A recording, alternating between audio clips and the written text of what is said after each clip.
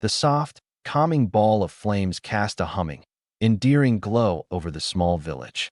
Shops were slowly coming out of their overnight slumber and opening up for business. Stalls were being set up on the streets, the vendors behind them already attempting to attract customers. Wind blew softly over the village, blowing away the heat waves and tried to calm the midsummer heat. The peaceful faces of the Hokage, looking over their village, completed the picture of perfect serenity. Whoops of glee, shouts of joy and laughter tore through the perfect serenity.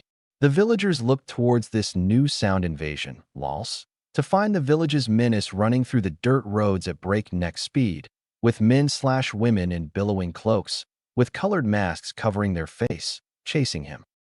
This was one of the 5 great ninja villages of the world, Kanahigakure, the village hidden in the leaves. The current happenings were a regularly occurring phenomenon. Konoha would wake every morning to serenity, only to have it marred by the boisterous cackling of an orange-clad ninja wannabe. Naruto was a blonde-haired boy with a round, boyish face marred by 3 whisker-like markings on each side of his face. He always wore an orange jumpsuit with white, high necks and orange trousers that reached up to the top of his ankles. He would wrap up the bottom of his trousers in ninja wraps to keep it out of anything he might trip on. Evidently, the boy's fashion sense was a living abomination on the face of the planet. Naruto was the boy that was running through the town center, cackling like a mad scientist, with members of the ANBU Black Ops on his tail. His bright clothing, bright hair, and maddening laughter gave the ninja perfect beacons in the crowd to track.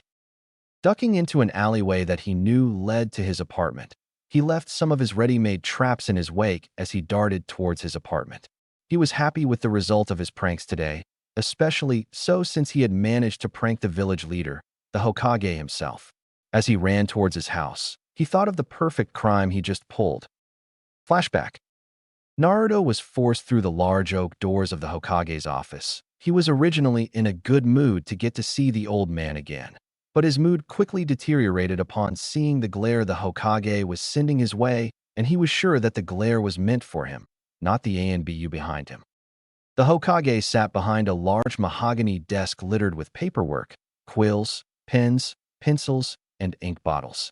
The room itself was quite large, filled with showcases full of trophies and pictures of old ninja that were honored in the village. One particular picture caught Naruto's attention, despite feeling the Hokage's glare drill a hole through the side of his head. He stared at the happy face of the 4th Hokage, the corners of his lips pulled up in a slight smile, his eyes closed in happiness, and his blonde hair billowing softly in the wind. No matter how many times he came into the room, that one picture always managed to catch his attention. Hiruzen Sarutobi cleared his throat to catch Naruto's attention, and it had the desired effect, as he turned from the face of the 4th Hokage, Minato Namikaze, to the face of the 3rd Hokage, Hiruzen Sarutobi. Naruto always thought it was weird, but due to the death of the 4th a few years ago, the 3rd had to come out of retirement to take up the position again. Alright Naruto, what prank did you pull this time? What damages did you cause, and to what region? Sarutobi asked. The Yanbiyu moved to answer his questions, but he held up a hand. I want Naruto to answer. No one else interfere. Actually, just leave me alone with the boy. The ANBU members that were in the room, standing behind Naruto and hidden in the shadows to guard the Hokage, left the room in complete silence. Naruto walked up to the old man's desk. Well, GG too. I didn't actually do anything this time. The Yanbiyu were trailing me for some reason, and they got to me before I started painting the Hokage faces. Naruto replied in all honesty. He didn't do anything this time, so he didn't need to lie to get out of trouble this time. Why would you even think of doing such a thing? The Hokage are respected people in our village. Even you respect them, Naruto. So why would you do such a thing to defile their memory? Sarutobi asked his surrogate grandson. He was surprised to say the least. Everyone in the village respected the Hokage, but in the heart of Naruto, the Hokage held a special place.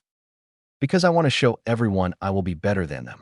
I will show them that I can surpass all the Hokages and be the best there is, was Naruto's simple reply. It may not have been logical, but it was a reply nonetheless. Naruto, I can't ignore this.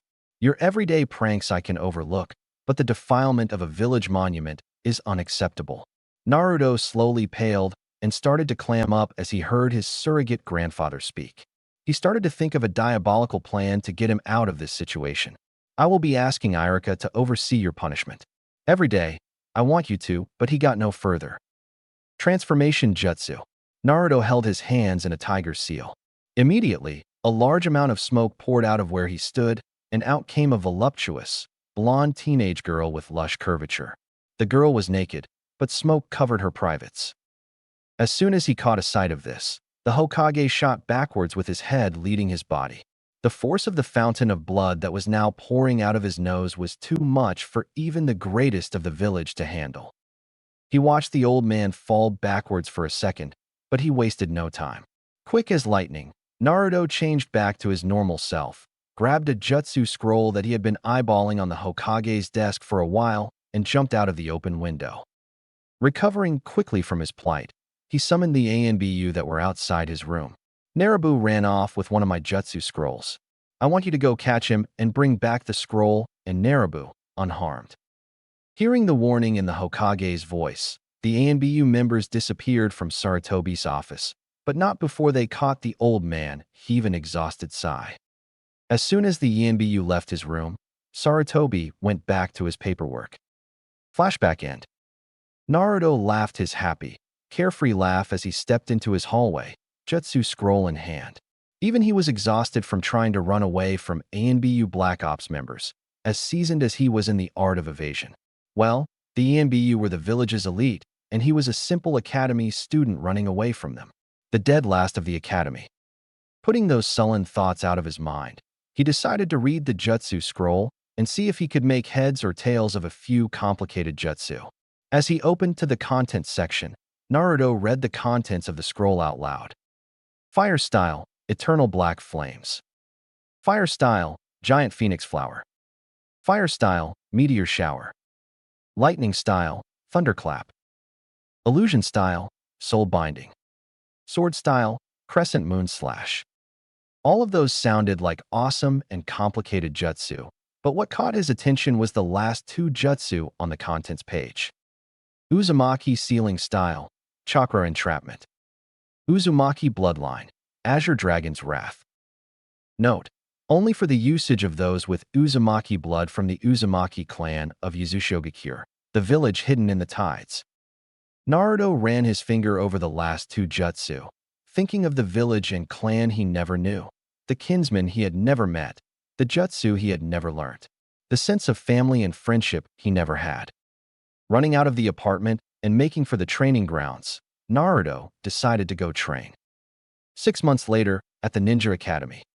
It was a pleasantly warm day today, warmer than normal for a winter day in Konoha. The Konoha Ninja Academy was abuzz with life. Students were running around everywhere, trying to revise or practice their jutsu at the last second. Yes, this was the day for their graduation exams. Many of the students were wearing less clothes that day, favoring to wear lighter clothes due to the warmer day.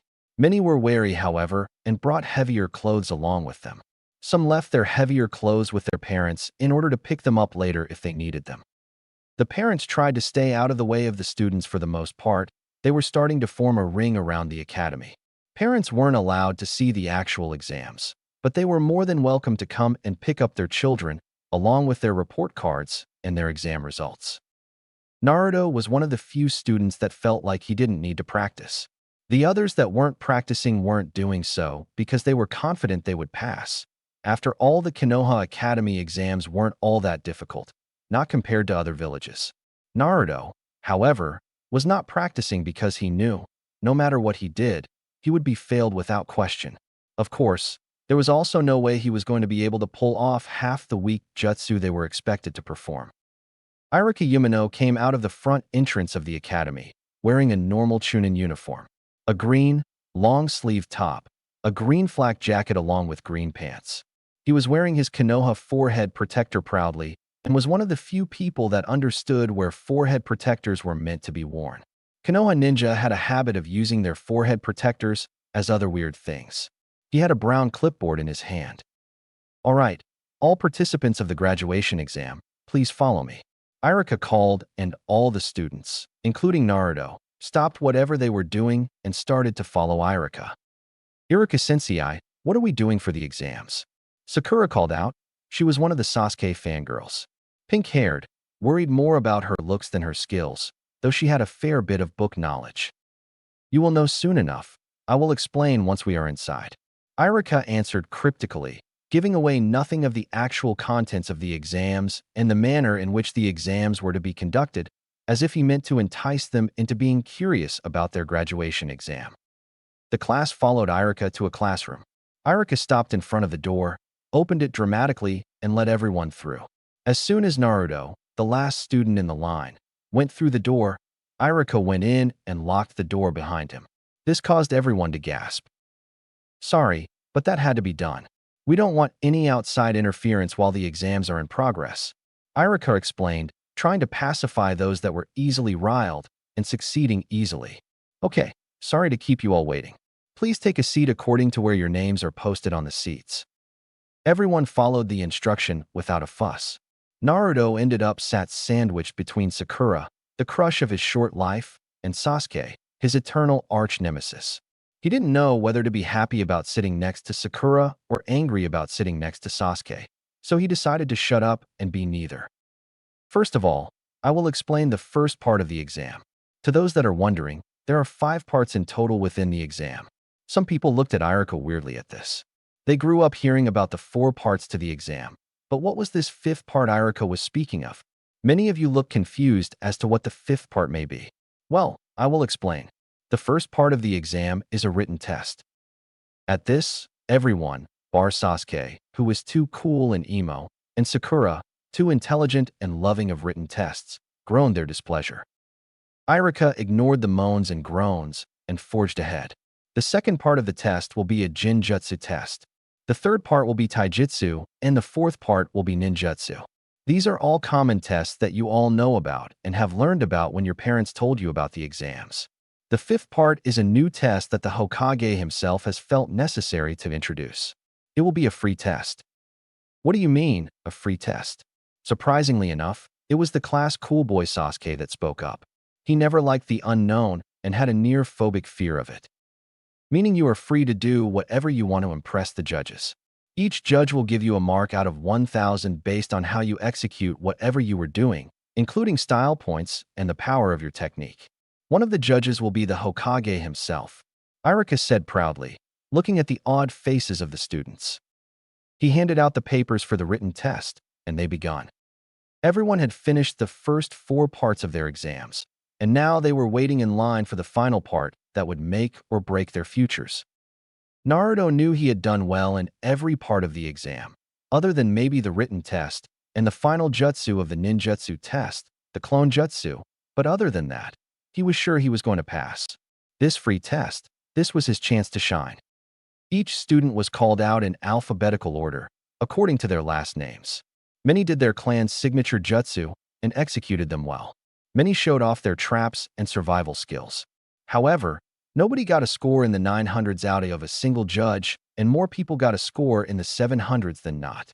Some even got a score in the 600s. The students were allowed to watch as each of their peers was called out to the training ground in front of the 2 village elders and the Hokage, and they performed their techniques. All the materials they needed were provided by the examiners. The students watched in silent anticipation as the Rookie of the Year favorite, Sasuke Uchiha, was called out to the field. Uchiha Sasuke, Iruka called, watching as Sasuke made his way to the center. Sasuke walked out with a grim face of determination. He asked for a simple wooden dummy and prepared to show off his best jutsu. Slowly going through a few seals, he finished on a tiger seal. Fire style, fireball jutsu, Sasuke called, jumping in the air. Taking a deep breath, he blew out a medium-sized ball of fire, aiming at the training tummy. As the fire engulfed the dummy as slowly died out, there was nothing left of the dummy but a stump that was burnt to a crisp. 892, 899, 912. Sasuke walked out of the clearing with an arrogant smirk on his face, having gotten the highest score of the day, as the Chunin cleared up the field behind him. Uzumaki Naruto, Iruka called. The students almost broke out in mirthful laughter as Naruto walked with a passive face. He saw the display Sasuke had put on show. He saw how high the bar was. but he knew he could do better. He had jutsu that were far more powerful than a simple ball of fire. "Well, Naruto, what do you need for your technique?" Iruka asked impatiently, while silently wondering whether Naruto planned to do anything decent. "Would it be possible for me to showcase too?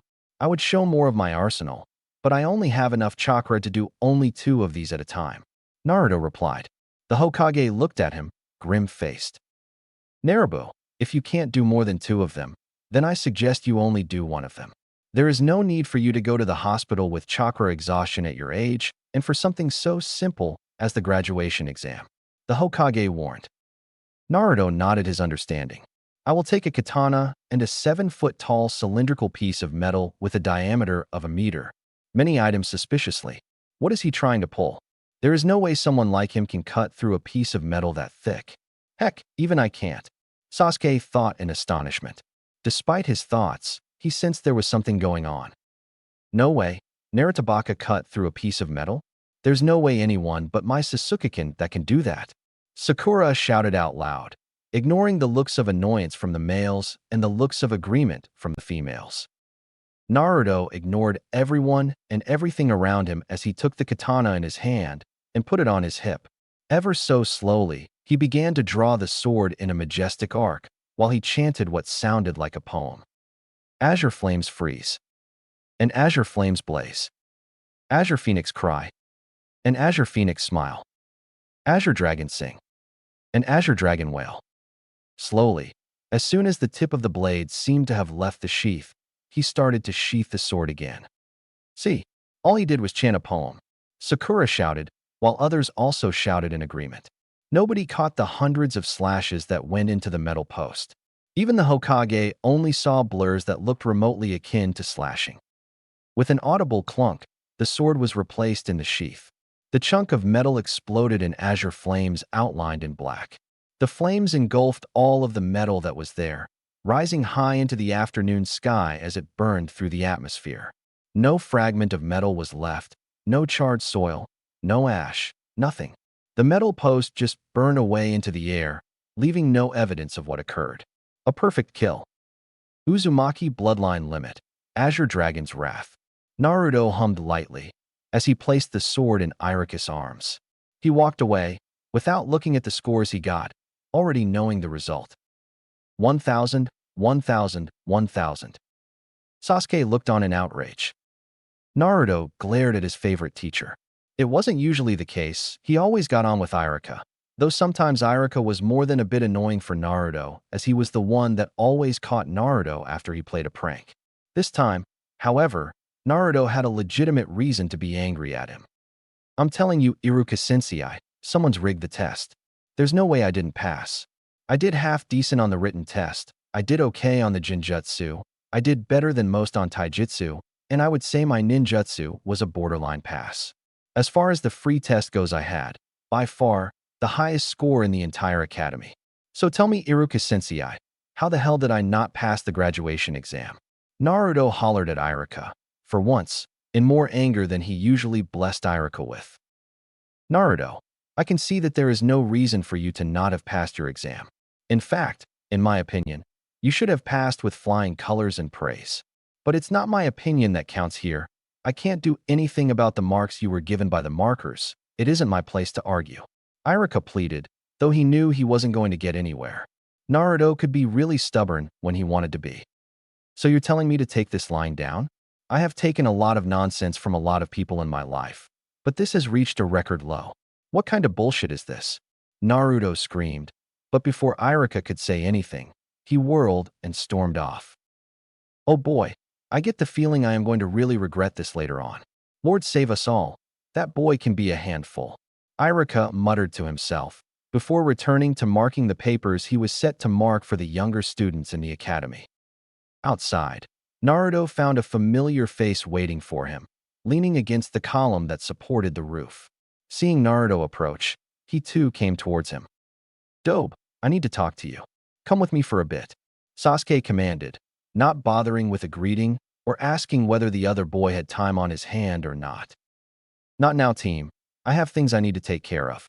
If you need to talk about something, talk about it here and talk about it now," Naruto replied, also not caring for niceties.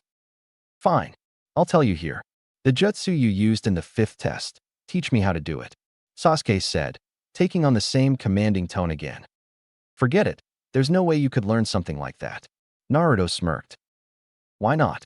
If you, a no-name dobe, the dead last of the academy, can learn a jutsu like that, then why can't I, the rookie of the year, the heir to the Uchiha name, learn it? Besides, I have more need for a powerful jutsu like that than you ever will. Sasuke shouted, not bothering to check if anyone else was in hearing range. Simple. Is your precious Uchiha brain too small for you to understand the concept of a bloodline limit? Then let me make it clear for you. Only an Uzumaki can learn that jutsu.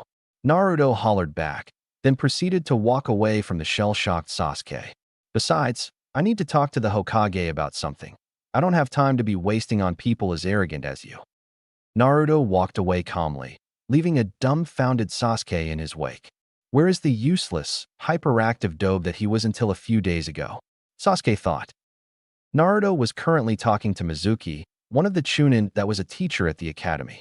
He wasn't aware, as of yet, why Mizuki wanted to talk to Naruto, but he said he wanted to discuss something important. Had it been someone other than one of his teachers, Naruto would have flipped him off and walked away, but alas, it was one of his teachers, and he was forced to listen to him. Naruto, I'm sorry you didn't pass the graduation exam. I was one of the people that was in favor of passing you, along with Irika, but the other teachers were for some reason completely and utterly against letting you pass. I'm afraid me and Irika couldn't do anything about the situation. Mizuki started. Naruto was starting to have his doubts about whether Mizuki was going to talk about anything remotely important, or if he was going to just drone on and on about how unfair life was. He needed to get to the Hokage so he could complain, and Mizuki was currently getting in his way, frankly. But seeing as you're the only person that didn't pass this year, I know of a special graduation exam that you can take. Hearing that, Naruto perked up. If Mizuki didn't have it before, he certainly had the young boy's attention now. It only becomes available if only one member of a class doesn't pass the exam. All you have to do is prove your worth by taking the scroll of sealing from the Hokage Tower, run away with it, and learn a jutsu. If you can do that, you pass the special graduation exam. Something told him this was a trap, that this was stealing, that it would land him in serious trouble. Going against his better judgment, Naruto took off to find the scroll of sealing. Thump thump, thump thump, thump thump. He could hear his heartbeat in his ears, faster than it had ever been in his life. Though he didn't stick around to find out what happened, he hadn't left early enough to not hear the Hokage sending out the ANBU with a serious order. Bring the boy and the scroll back to me, both unharmed. I will deal with the thief personally. Those were the direct orders of the Hokage to the ANBU. Naruto's blood had ran cold as he heard the tone of the old man's voice. He knew he had done something wrong, so terribly wrong, but he couldn't go back now. His instincts told him from the very beginning this was a trap, and once again, his instincts were correct. Naruto didn't hang around long enough for the ANBU to find him before he took off, completely masking his presence and his trail. He wouldn't be caught, not by the ANBU, not by Irika, not by anyone, no matter what happened. He would stay hidden and complete this special graduation test. He sped through the forest, jumping from tree branch to tree branch, as the sound of pursuing ninjas slowly became more and more distant. He was losing them. He was using his only talent, evasion. Coming to a small clearing, ringed with tall trees, within the forest, Naruto stopped to take a rest. His breath came in shallow, ragged pants. He ran as fast as his feet would carry him through the forest to get there, but he could move no more. Deciding to learn the jutsu now, rather than leaving it until later to do it, Naruto slowly unraveled the massive scroll. The scroll opened with a slight glow, but no resistance. As Naruto sifted through jutsu after jutsu, as they got harder to execute and more taxing to maintain, poring over complicated diagrams and puzzling explanations, his eyes ran over something that shook him to the soul. There, on the scroll of sealing, was a handwritten excerpt next to a sealing array that made his eyes water and his blood boil like molten fire. Dear Naruto, if you are reading this small piece of writing I had time to leave, and you are seeing the sealing array that has been placed on this scroll, then I assume you have succeeded me as the fifth Hokage. First of all, I wanted to apologize for leaving you with something as heinous as the Kyuubi, knowing that the villagers would resent you for it. I am sorry for leaving you with such a difficult life, for cursing you to a hell on earth, but it had to be done. I had to do something to protect the village, and the only thing I could do was seal the Kyuubi away in a child, so the chakra network wouldn't be as developed as an adult's, so that the Kyuubi could be properly sealed. As you know, I had to give my life to make the seal, so I didn't have the liberty to experiment on as many babies as I wanted to. I had to get it right the first time, so the only baby I trusted to contain the Kyuubi was my own. I'm sorry I had to do something so criminal, but it had to be done. Your chakra network was already developed for a baby who was just born, so I had to place a seal on you to make sure your chakra was accepting enough for the Kyuubi to be contained. This seal, however, had the adverse effect of sealing your potential away, as well as a bloodline that you had seemed to inherit. When you read this, Naruto, I want you to place your hand on the sealing array and pump a little of your chakra through your arm. No matter how old you are, I'm sure your chakra has already accepted the presence of the Kyuubi and you are ready to receive your true powers. Upon activation, the seal will also give you Ryujin Jaka, your grandfather's precious Nodachi. It's a Uzumaki clan heirloom. Wield it with honor. And always remember, me and your mother loved you, for however long we got to know you. Love, Minato Namikaze, 4th Hokage, your father. Gingerly placing his hand on the sealing array, he slowly pushed a little chakra into his hand. The seal did the rest. Rapidly, it drained Naruto of chakra completely, and he suddenly became aware of a vicious presence in his body. Before he could think any further of this presence, the chakra was slammed back into his system, but the chakra was strengthened tenfold, causing his chakra network to expand. He could feel the fire in his veins, the raw power that was coursing around him. He could feel his mind expanding, his senses improving and sharpening. Not long afterwards, he collapsed from the stress and pain of having so much chakra pumped through his system. Naruto awoke to the sound of shuffling feet. As soon as he remembered where he was, he sat bolt upright, not wanting to get sneaked up on by someone. His eyes flew open as realization hit him. Looking around, he saw Irika coming towards him. "Stay back. Don't come closer," Naruto moaned in a hoarse tone. His throat felt like someone had used sandpaper to rub it clean. Not wanting to get caught, Naruto tried to stand up. "Easy there. I'm not going to hurt you. I'm here to pick you up. The Hokage wants you to see you."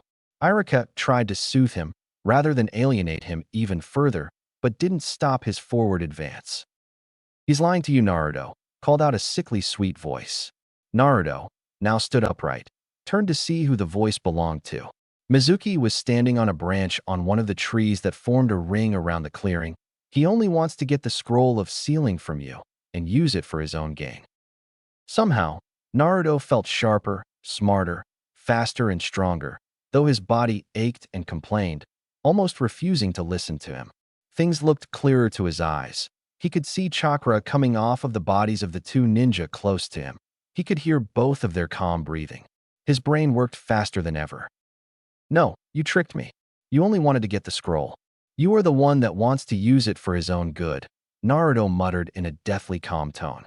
His eyes shifted from Mizuki to Irika. "Take the scroll and give it to the Hokage. Roll it up, and no matter what you do, do not read a single word that is written in that excerpt." "What are you going to do, Naruto?" Irika asked, already rolling up the scroll, looking at Naruto with concern. "I am going to take care of this traitor and come back to the Hokage Tower.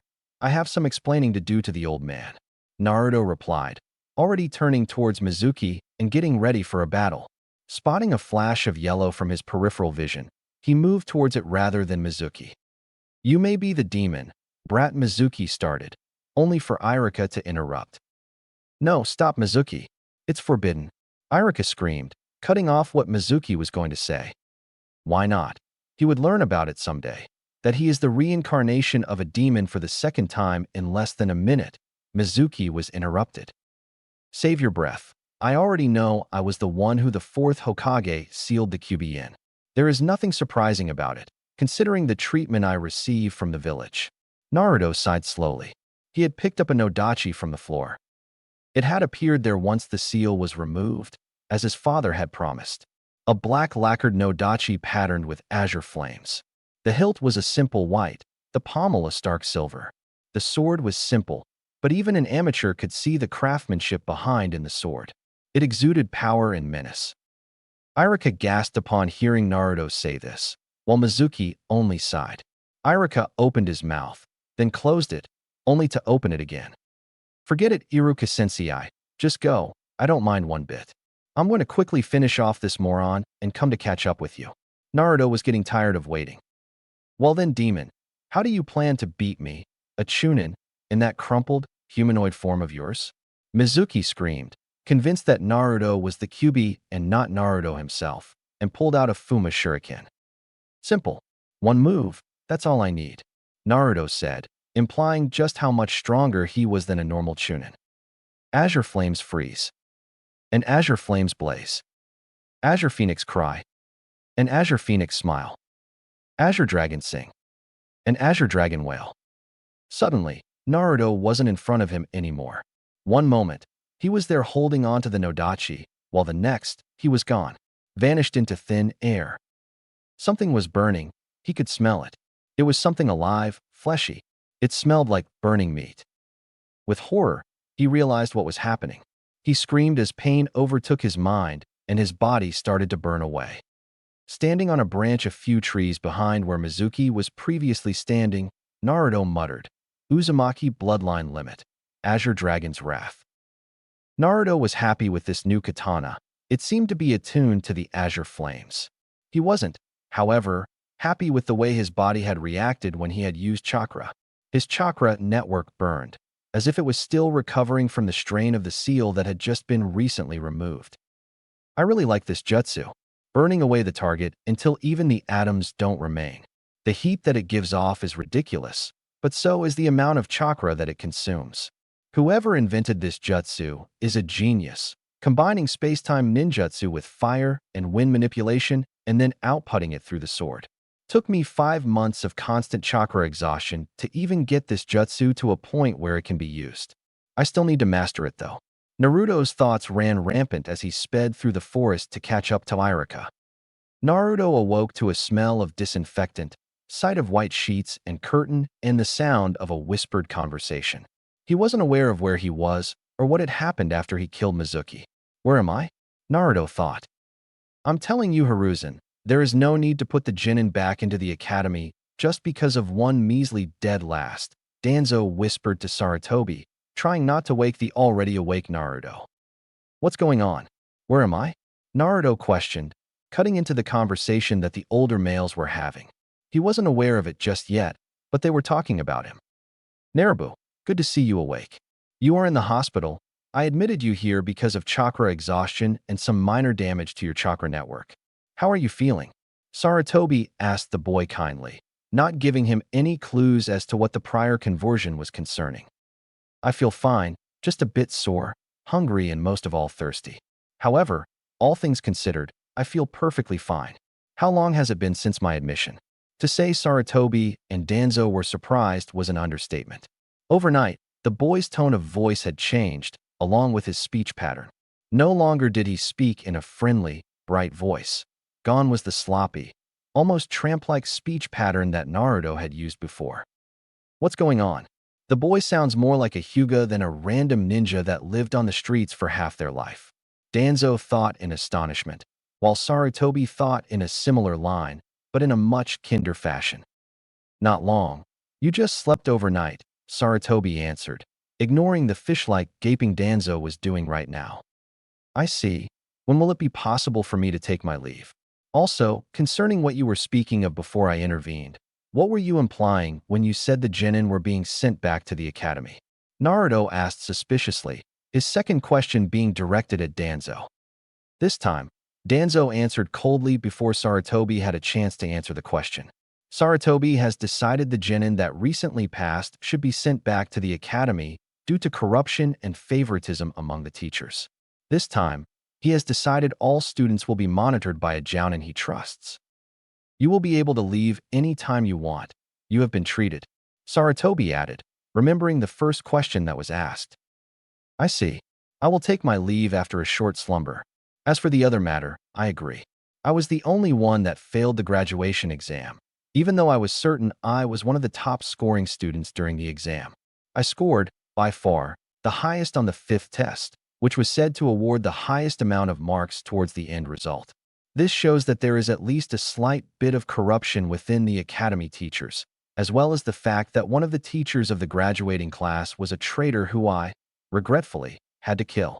Naruto informed, much to the old men's shock and to Danzo's chagrin. The Hokage only nodded at the information provided by Naruto, while the Warhawk only thought, "You foolish brat. Of course I know there was corruption within the academy. I was the one that ordered them to fail you after all." Naruto frowned at the smirk that had unconsciously come onto Danzo's face, but chose to ignore it.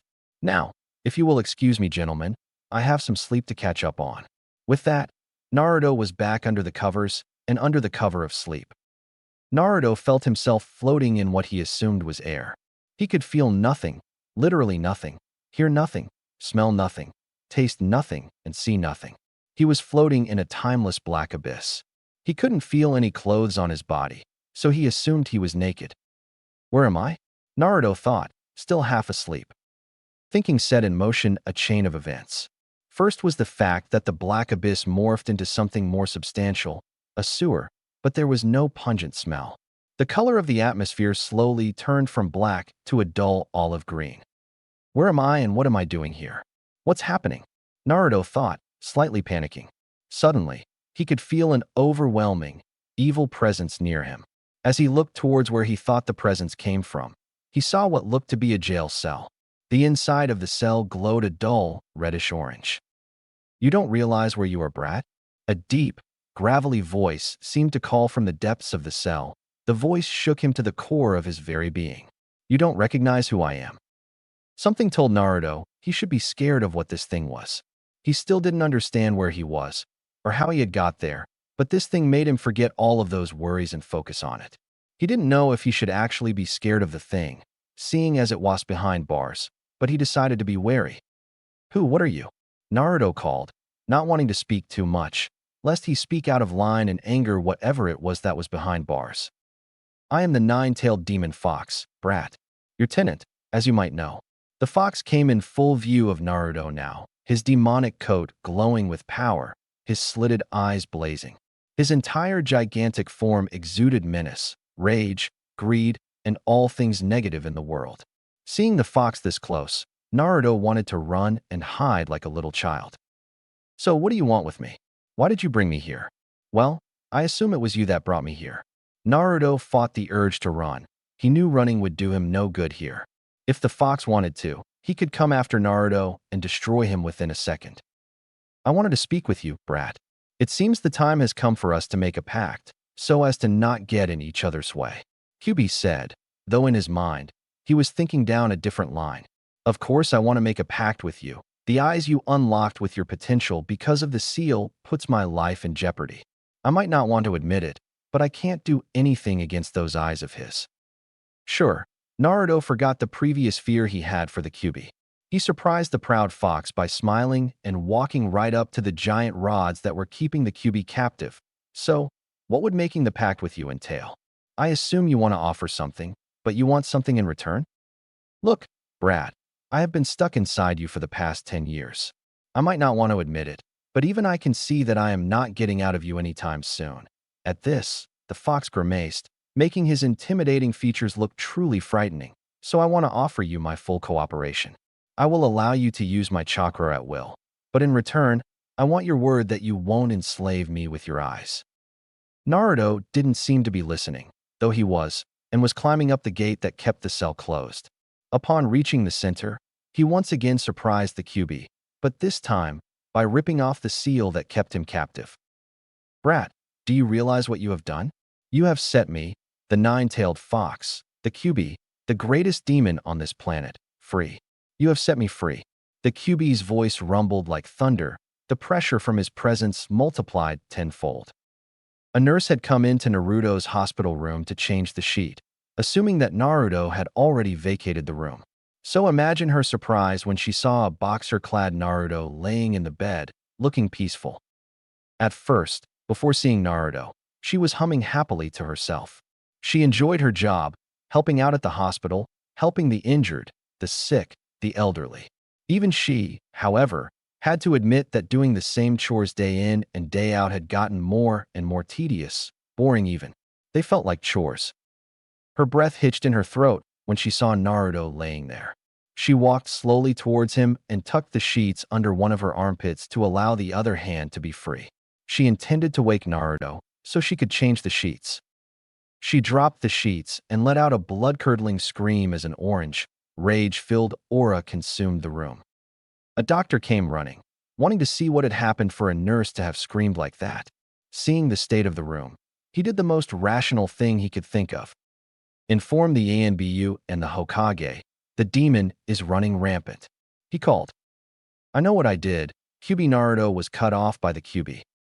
Call me Kurama, brat. That's my real name. Right. I know what I did, Kurama. But the fact that I released the seal father had put on you doesn't mean that I am allowing you to do as you please. Naruto explained, not missing a beat even as he referred to the fourth Hokage as his father. So you found out about the fourth being your father. I won't lie to you, brat. Even I held that man in great respect. At this, Kurama's eyes glazed over, as if reminiscing about the past. But what do you mean? You won't allow me to run rampant? Let me clarify, brat. You set me free. Keep your hair on, sheesh.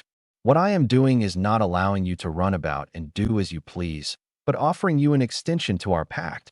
As he said this, Kurama's eyes lit up as if intrigued. I will allow you to live outside of this horrid place, maybe even allow you to come out from time to time, but you must promise me your complete allegiance. I expect you to listen to every word I say and never, and I mean never, attack the village or attempt to take over my conscience. Kurama contemplated his words for a bit, thinking it over and tossing it around in his mind. He seemed interested in the deal. On one hand, I can't do absolutely anything I want, but in exchange I would be as close to freedom as I could hope for. In essence, this is offering me good living conditions and a will of my own. Well, what do you think? Want to take me up on my offer? Naruto was never known for his patience, and even after removing the seal, his lack of patience showed no sign of improving. I will take you up on your offer, brat. It's the best living conditions I have ever had within a Jinchuriki. Somehow, Kurama's tone of voice sounded lighter, as if he wasn't trying to kill everything in the general vicinity with just his voice anymore. Thanks, Kurama, Naruto smiled, and his smile got even wider when something clicked into place in his mind. I will never be alone and familyless while you're still here. What are you trying to say, brat? Kurama had an inkling as to what his container was saying, but he did not want to jump to any conclusions. After all, the idea of a human being calling a great demon such as he a part of their family? Utterly ludicrous. Well, think about it. Throughout my entire life, you were the only thing that was constantly there. It's like you're trying to fill up the void left behind by my parents. After all this, I think it would be an insult to not at least consider you a friend, if not family. Naruto said, his smile set perfectly in place. For the first time in his long and arduous life, and not for the last, Kurama smiled. Not one of his menacing, I am about to demolish our life smiles, but one of his I am actually really happy smiles. As what could only be interpreted as an affectionate gesture from the fox, he placed his right forepaw on Naruto's head, simulating a fatherly pat. Your parents would be proud of you, brat. Even after all this, he still called him a brat.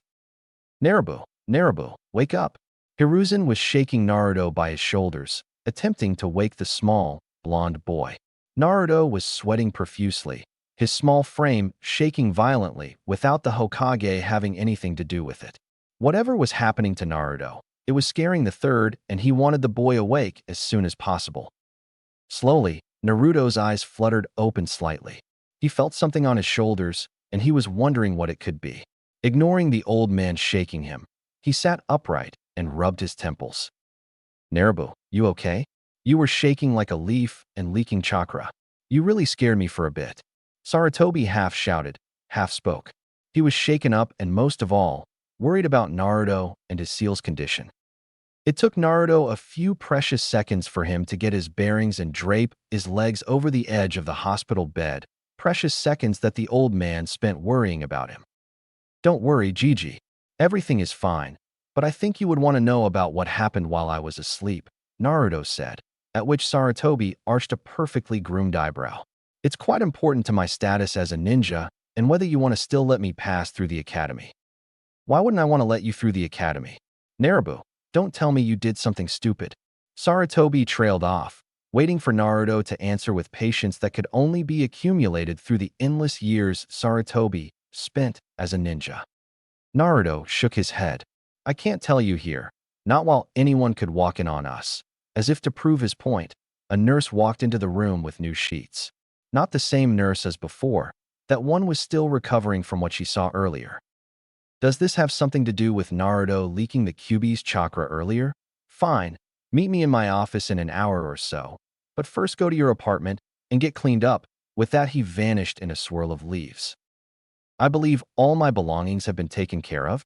At this, the nurse only nodded a silent head. Good, then I believe the time for me to take my leave is long overdue. He too vanished in a swirl of leaves. Naruto walked into his apartment to find the messy flat completely clean and void of any mess. Strange, my house is always messy, regardless of how careful I am, Naruto thought in confusion. He had more than a reason to be confused. His apartment never stayed clean for more than an hour, even after he cleaned. Naruto was immediately on high alert. Years of beatings, torture, evasion, and stalking the streets at night for supplies had driven home one thing into his young mind. Caution. 1. Even when entering the apartment, he had made no noise. His presence gave nothing away, not a sound, not a smell. He had learnt long ago how to mask that using chakra.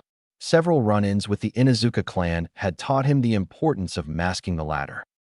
Taking no risks, Naruto prepared 2 chakra entrapment seals, one in each hand, and started walking towards the living room.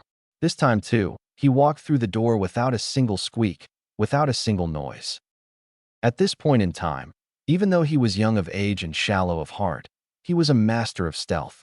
No matter what the villagers said or did to the young boy, no one could deny it. Right now, Naruto was using every single ounce of those skills and stealth to keep himself hidden, lest he run into something unpleasant. He had no idea just how unpleasant his discovery could have been, if only his discoveries had nothing but good intentions towards him. There, sitting on his old and ragged couch were 2 men. Well, that's what Naruto assumed they were. One was taller than the other by quite a fair margin, and they both slumped backward as if asleep. They were wearing long black cloaks adorned with red clouds. Simple hats made of straw covered their heads. Naruto had heard about this legendary criminals. He had seen them in the bingo books that he stole from the trash cans. Akatsuki. Naruto's mind froze, literally froze. No thought went through him for a while.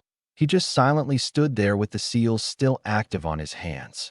He couldn't comprehend what someone along the lines of members of Akatsuki would be doing here. Almost as soon as his mind froze, however, his mind started going into overdrive. All his senses suddenly sharpened. His eyes started consuming chakra, but in turn, his vision got a lot better. He seemed to be able to see the chakra in the 2 relaxed figures on his couch, and he was scared. Their chakra signatures were massive. What the hell are they doing here? Well, I can't do much other than seal away their chakra and hope for the best. There is little hope for me to fight and win against such opponents, Naruto thought, keeping his calm despite being scared out of his mind. Slowly and silently creeping towards the 2 limp forms on his couch, he did what he could to keep himself safe at that moment in time. Pumping all the chakra he could into the seals, so they would hold fast for a long time and resist a high chakra output, he tapped both the men on their heads and pulled out his nodachi from its sheath. Wake up, holding the nodachi over both of their torso. He shook them awake one by one. Who are you, and what business do you have at my residence? Itachi turned around, paying no heed to the blade which pointed somewhere between his upper chest and the lower part of his throat. Coal black met sapphire blue as Itachi tried to put Naruto in a Jinjutsu with his Mangekyo Sharingan. A shocked expression flitted momentarily across his face, before his face returned to the old stoic mask. Kisame was watching the exchange with a bored look, still trying to figure out just why he couldn't channel any chakra through his body. Uzumaki-san, Please lower your blade and sit with us. We have much to discuss. Itachi's voice was a lot lower than he thought it would be, seeing as the man had less than masculine features, by his opinion.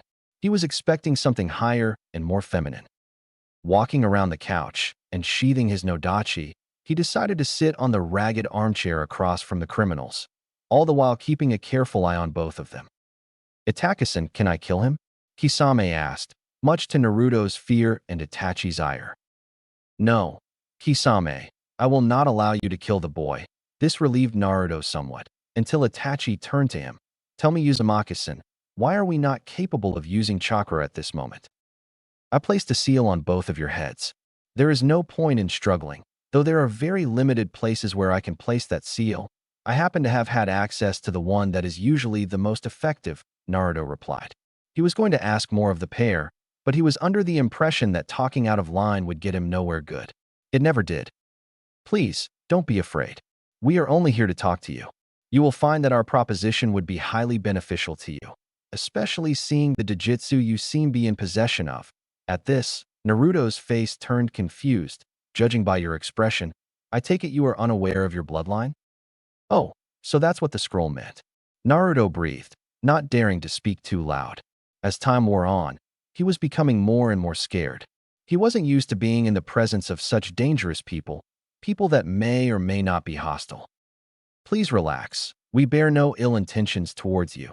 The corners of Itachi's lips pulled up a bit, which Naruto took to be his attempt at a comforting smile.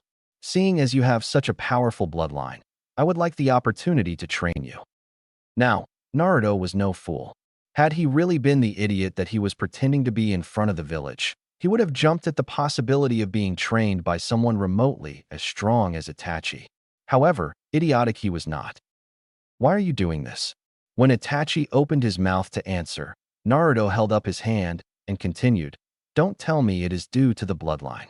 I am no fool, Itachi Uchiha, and only a fool would take help from a shinobi as powerful as you, knowing that you might have hostile intentions. I assure you, I have no hostile intentions towards you. When Naruto didn't respond and only looked at Kisame, Itachi tried to defend his partner. Neither does Kisame, as I'm sure. His earlier comment was only him being normal. He rather enjoys bloodshed. Naruto cringed for a mere moment. It still doesn't explain why you want to train me. If you really did want to train me just because I possess this bloodline, then pray tell, what are you doing in my house? What do you mean?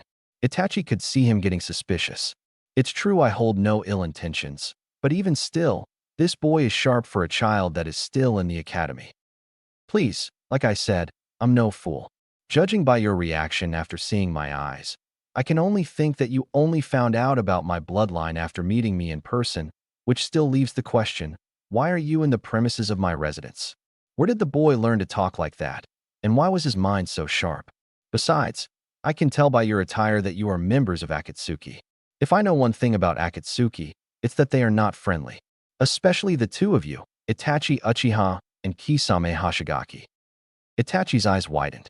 He was expecting the boy to know his name, seeing as they were from the same village. But for him to know Kisame's full name? Where was this boy getting his information from? I was expecting you to know my name, since we are originally from the same village. But how do you know about Kisame? Naruto only rolled his eyes. Criminal or not, it was really comfortable talking to them. Talking to Itachi was like talking to the older brother that he never had.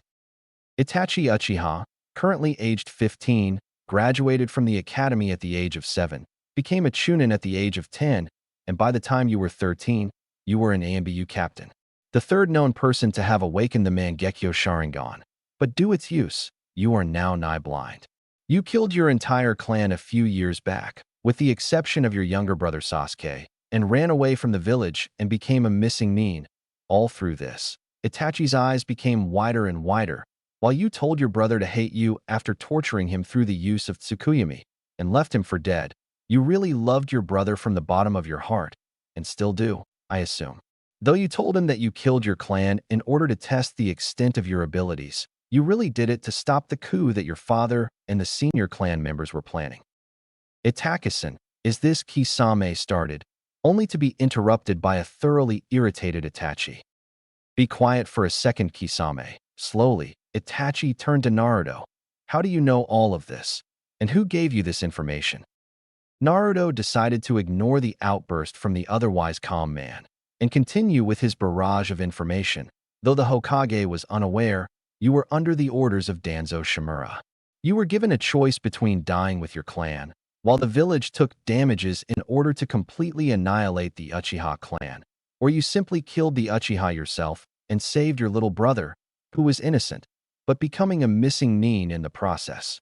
You, being the traumatized pacifist you were, obviously chose the second option for the betterment of the village. He looked into Itachi's eyes, daring him to contradict. While this was happening, you met up with Madara Uchiha, who would have attacked the village, but you pacified him through offering to eliminate the Uchiha clan for his revenge. Did I get any of that wrong? Itachi only gaped for a few minutes. As calm and collected as he usually was, he had no idea how to react to this insolent child that seemed to be able to pick apart his greatest secrets with the greatest of ease. Finally, finding his voice, he muttered, "How do you know all of this?" Simple. Being hated and tortured by the village as I grew up, I was forced to become far more mature than my age allowed. Since I was always hunted by the village, sometimes even by high-ranking tracking ninja, I had to quickly learn to become stealthy, Naruto replied. That still doesn't explain how you know all of this about me. Itachi was showing minor signs of shock. He was honestly baffled by this kid. I also stalked the streets at the time. Seeing as I was homeless and lived on the streets, I would usually go from place to place in an attempt to find whatever food I could. Itachi only nodded, still not understanding where information gathering came into this.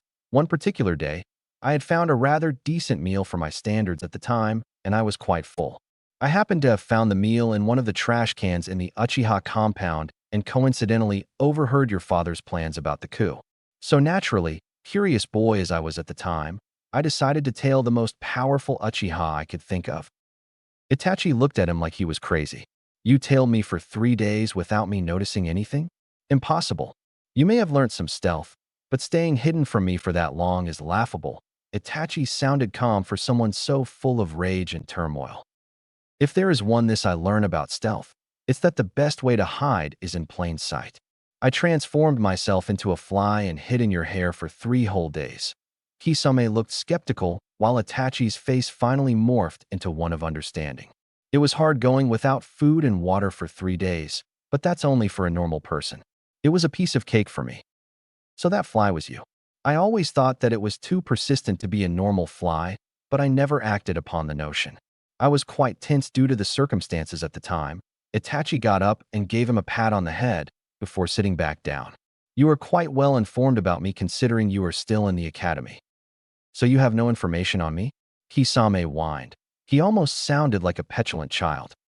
Nothing on you, Kisame Hoshigaki, other than the fact that you are an SS-ranked missing nin from the village hidden in the mist, were formerly one of the 7 swordsmen of the mist, and are the wielder of Satanaga, a chakra-consuming blade that looks more like a barbarian's club. You are also famed to have chakra reserves comparable to that of the Nibi, the 2-tailed beast. Naruto droned. Wow, for someone that says you don't have any information on me, you sure know a lot, Kisame muttered, disappointed that he wasn't as unknown to the blonde library as he once thought. Tell me, kid, where did you get the dirt on me? A bingo book I found in a trash can once, I still have it. It was one of the ones that included all the known criminals with all the known information on them, going from D rank all the way up to SS. I can only think it was for someone from ANBU Black Ops or an elite jounin. Explains things. Itachi rejoined the conversation. So, are you ready to accept my reasoning? Right now? No. You still haven't told me why you are in my house. Itachi let out a tired sigh. Well, you were right. We were formerly members of Akatsuki, though the reason for us being here is that we have since left the organization. The man that was running everything calls himself a god and expects all of us to kneel to him. We are powerful ninja, all of us, and that doesn't sit well with us. So we decided to leave. Explains why you are here at the most. Why do you want to train me? Naruto asked, his ever-suspicious glare in place. At this point in time, Itachi had resigned himself. This boy is too smart, way too smart to be the dobe of the academy. There is something missing in the picture, but one thing is clear. This kid is way smarter and stronger than he lets on. The Akatsuki are planning on gathering the bijou and essentially take over the world. The two of us leaving puts a kink in their plans, but it's only bad enough to delay them. For us to truly counter them and stop their plans, we are planning on training you up to our level so they can't get their godly paws on you, Kisame said simply. Naruto nodded. Okay, for now, I will leave the seals on you. I am going to go take a shower, get changed and head out. Both of his guests looked confused. You two are coming with me. I have an appointment with the Hokage in about half an hour now.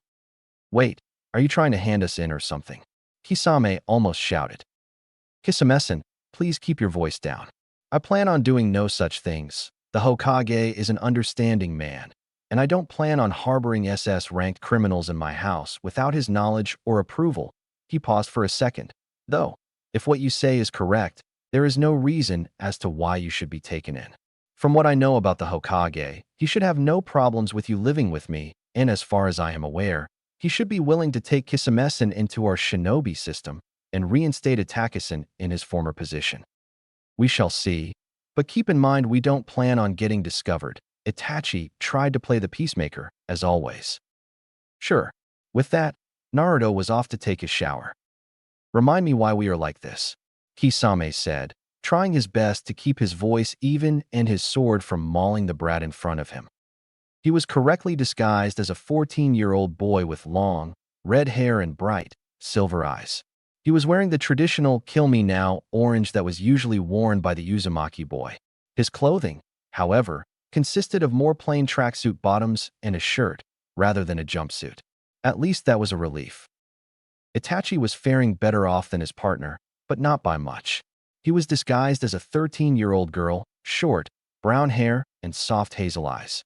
What annoyed him most was the bright bubblegum pink jacket he was wearing and the yellow skirt that was brighter still. One of these days, he was going to turn the blonde into a stain in the sidewalk. Because you didn't want to get noticed, so I decided to disguise you in the attire that I thought most appropriate. He slowly headed out the front door. You guys coming? Needless to say, both of the SS rank missing Nin were fuming at the 10-year-old academy student. Jumping from rooftop to rooftop with some limited use of chakra on Naruto's part, and just pure muscle strength from Kisame and Itachi's. Though their appearances were severely altered, their muscle mass and strength were retained, much to their joy and Naruto's chagrin. He wanted to see them both fall down and destroy a couple buildings. They were making good time on their way towards the Hokage Tower. Despite having no access to their chakra, the SS rank missing Nin were fast, and were seeming held behind by Naruto, who was sprinting over the buildings to the best of his current abilities. He didn't go about using Kyuubi chakra everywhere.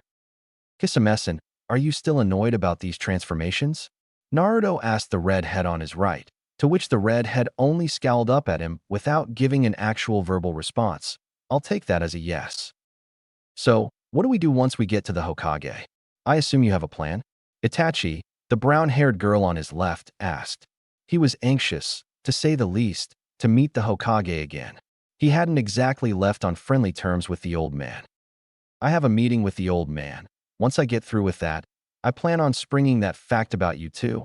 Naruto seemed to think for a bit, but I don't know if you will be allowed to stay for the meeting though. It might include some sensitive information. That's fine. We respect the village's need for secrecy. We will sit it out if we need to. Itachi replied. Out of the pair of them, Itachi did most of the talking while Kisame did most of the slaughtering and threatening. They traveled in silence for a while. Naruto didn't have the liberty to choose where he lived, so his apartment was quite far away from the Hokage Tower. Even via rooftops, it took a while for them to make the journey. Naruto was the first to break the silence.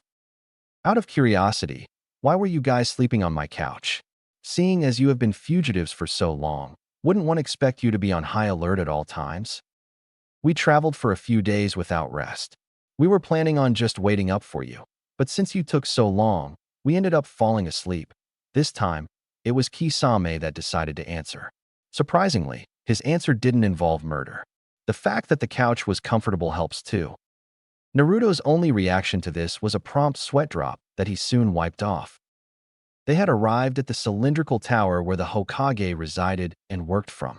It served as the main operational base where all the main offices in the village resided, including the Hokage's office and the mission center. All right, let's go in through the window. I don't like doing in through the entire damn tower. The glares and the shouting matches are too troublesome, and I don't feel like dealing with them. Naruto muttered to his companions. Walking up the side of the building with the use of chakra, Naruto didn't notice that the other two didn't follow him. Walking up to the Hokage's window, he perched on the windowsill and looked down, seeing the two's predicament. I guess you guys can wait out here. I'll talk for you guys. That might be better to calm the old man's nerves. The two simply nodded up at him. Going in through the window, he found the Hokage deep in conversation with what looked to be a jounin with a navy blue face mask that covered most of his face up to the bridge of his nose. His eye was slightly crooked, covering his left eye. Kakashi, it's about time you returned to full duty. I needed some reinforcements to my ranks soon. Someone as skilled as you would be a great help. Just then Naruto decided it was the perfect time to drop in and interrupt the party. You wanted to see me, Gigi? Naruto asked, ignoring the Cyclopean ninja for now. Yes, Naruto. Give me a moment. Sarutobi turned towards Kakashi. Go to the mission center. I have a mission ready for you. Kakashi silently nodded and shunshined straight out of the chair. Naruto walked around the Hokage and sat on the chair that his senior previously occupied. The mood instantly turned somber as the gravity of the situation caught up with Naruto. Well, first of all, I got a report saying that you were leaking Kyuubi's chakra in the hospital. Tell me, Naruto, what was that about? The Hokage asked. Naruto sighed and proceeded to relay the story of what happened with Kurama. Needless to say, Hiruzen Sarutobi was shocked beyond his ancient years.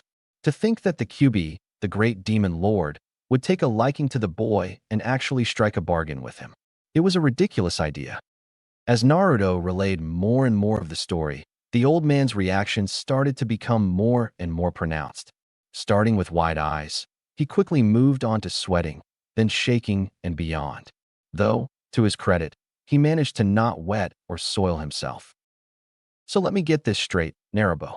You basically released the seal that cost us the life of our greatest hero, the fourth Hokage.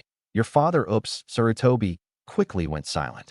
He was scared of what Naruto's reaction may be to finding out that it was his father that condemned him to a life in hell. It's fine, Gigi.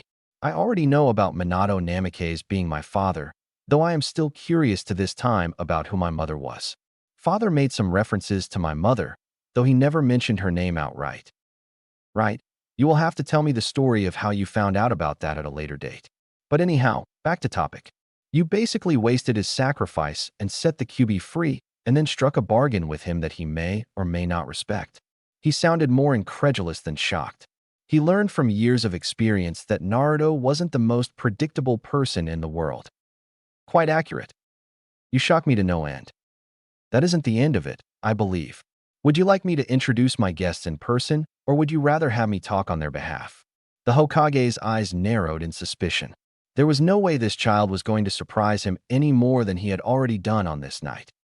I think I would rather meet them. Very well. Naruto's voice was barely above a whisper, hardly audible to Sarutobi's old ears. Naruto stood up and walked around to the window. Not sparing the old man another glance, he jumped straight out of it. Itachi and Kisame looked up to see Naruto walking towards them. Wordlessly, he grabbed both of them around the back of the collar and walked back up to the Hokage's office. Neither of the missing nin voiced their opinions on Naruto's mode of transport, deciding to keep it to themselves. Well, Naruto, I see nothing that could shock me so far. Naruto decided to take his spot on the chair once again before responding, setting his guests on the chairs that were beside him. Oh, that's due to the fact that they are under the effect of my transformation jutsu. Looking towards his companions, he raised his hand in half a seal. Release. Both of their transformations went up in a poof of smoke. Once the smoke had cleared, both had returned to their original appearance, though Kisame was missing his dear great sword, Semihata. Noticing Itachi and remembering the identity of Kisame from a bingo book, Sarutobi only pointed and sputtered. Shock was written all over his face, his eyes wide and his mouth opening and closing in a good imitation of a fish. What are you doing here? Sarutobi roared. though he controlled his voice so that nobody outside his office would become suspicious. The last thing he needed was to have some civilian clerk coming into his office to see either of these two men. Naruto and Kisame looked towards Itachi, as if expecting him to answer. The usually calm man looked slightly flustered, though he still explained about their sudden appearance in his village. Basically, up until now, we were part of a secret organization called Akatsuki. The person that leads the group calls himself a god and expects all of us to bow down to him. The two of us decided to leave the group, seeing as it didn't sit well with us. Itachi took in a breath before he started explaining about their plans. Akatsuki planned to capture the Bijou and eventually take over the world. The two of us leaving stalled their plans, but it's not a permanent solution. To resolve the issue permanently, we came here to train Naruto, the Kyuubi's Jinchuriki, in an attempt to permanently thwart their plans. What was your reason for coming here to train Naruto? Why not one of the other Jinchuriki? Sarutobi asked. Though the man had calmed down somewhat and was no longer roaring, he was still suspicious. Why wouldn't he be? He was sitting in front of men that could destroy nations if they so wished. There are several reasons. Naruto is the carrier of the strongest of the Bijou. I am originally from this village. This village is the most accepting and has the most understanding leader. Itachi was done explaining to the old man and now moved on to his requests. We request that you allow Kisame to take up a position as a Jounin and allow me to take over my former position as an AMBU captain. Also, please keep my return a secret from the rest of the village. As for our residents, we can manage to stay with Naruto. Are these terms agreeable for our residents in the village? Sarutobi sighed. On one hand, if this wasn't a trap, he would gain 2 very strong ninja for his rank and 2 personal tutors for Naruto. On the other hand, this could end up destroying the village if it was a trap. The Hokage, old and trusting as he was, decided to believe it was the former. All right, come back here in a couple of days to pick up the paperwork for you to be instated into our ranks. Itachi, Kisame, and Naruto all looked pleased. And Itachi, welcome back to the village. Beams of sunlight poured in through the open curtains, lighting the room in a warm, orange glow. The sun was barely up over the horizon, but Naruto was already awake. It was going to be his first day back at the academy after the break, and it was going to his first day training with Kisame. The village had taken the news of Kisame joining the ninja ranks surprisingly well. They completely ignored the fact that he was formerly an SS-ranked criminal and a part of an organization that was planning on world domination. What they focused on was the fact that they would see a strong Jounin join their ranks. Itachi and Kisame had decided to let the latter handle the basics of Naruto's training, like taijutsu and kenjutsu, since he was a better teacher for Naruto. Plus, he was better at those 2 subjects than Itachi anyway. Itachi and Kisame had been living with him for a couple of weeks now, and they hadn't started their formal training just yet. Well, not the techniques and jutsu portion, anyway. Itachi did, however, teach him a jutsu to help him train faster. Flashback. Naruto had just walked into his apartment after a sweaty day at the training grounds. The students got a 2-week break after the graduation exams are over and Naruto was using his to train. Suddenly, Naruto found his way blocked by a hard body that was slightly taller than him and felt akin to a steel wall. Itachi stood there, looking at Naruto's sweaty, red face. He looked as if he was contemplating something, looking at him with his Sharingan active. Sharingan, not Mangekyo, so it wasn't as scary for the boy as it could have been. Naruto, come outside with me to the training grounds for a while. I'll teach you a new jutsu, Itachi said, but he didn't get the hyperactive response he was expecting. Yes, Itakinii, Naruto mumbled, before walking back out the door he just came in from. They were currently stood in Training Ground 3, a small grounds used for drills and taijutsu practice.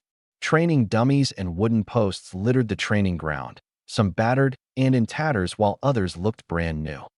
So Itakinii, what jutsu did you want to show me? Naruto asked, already tired from his day-long training session earlier.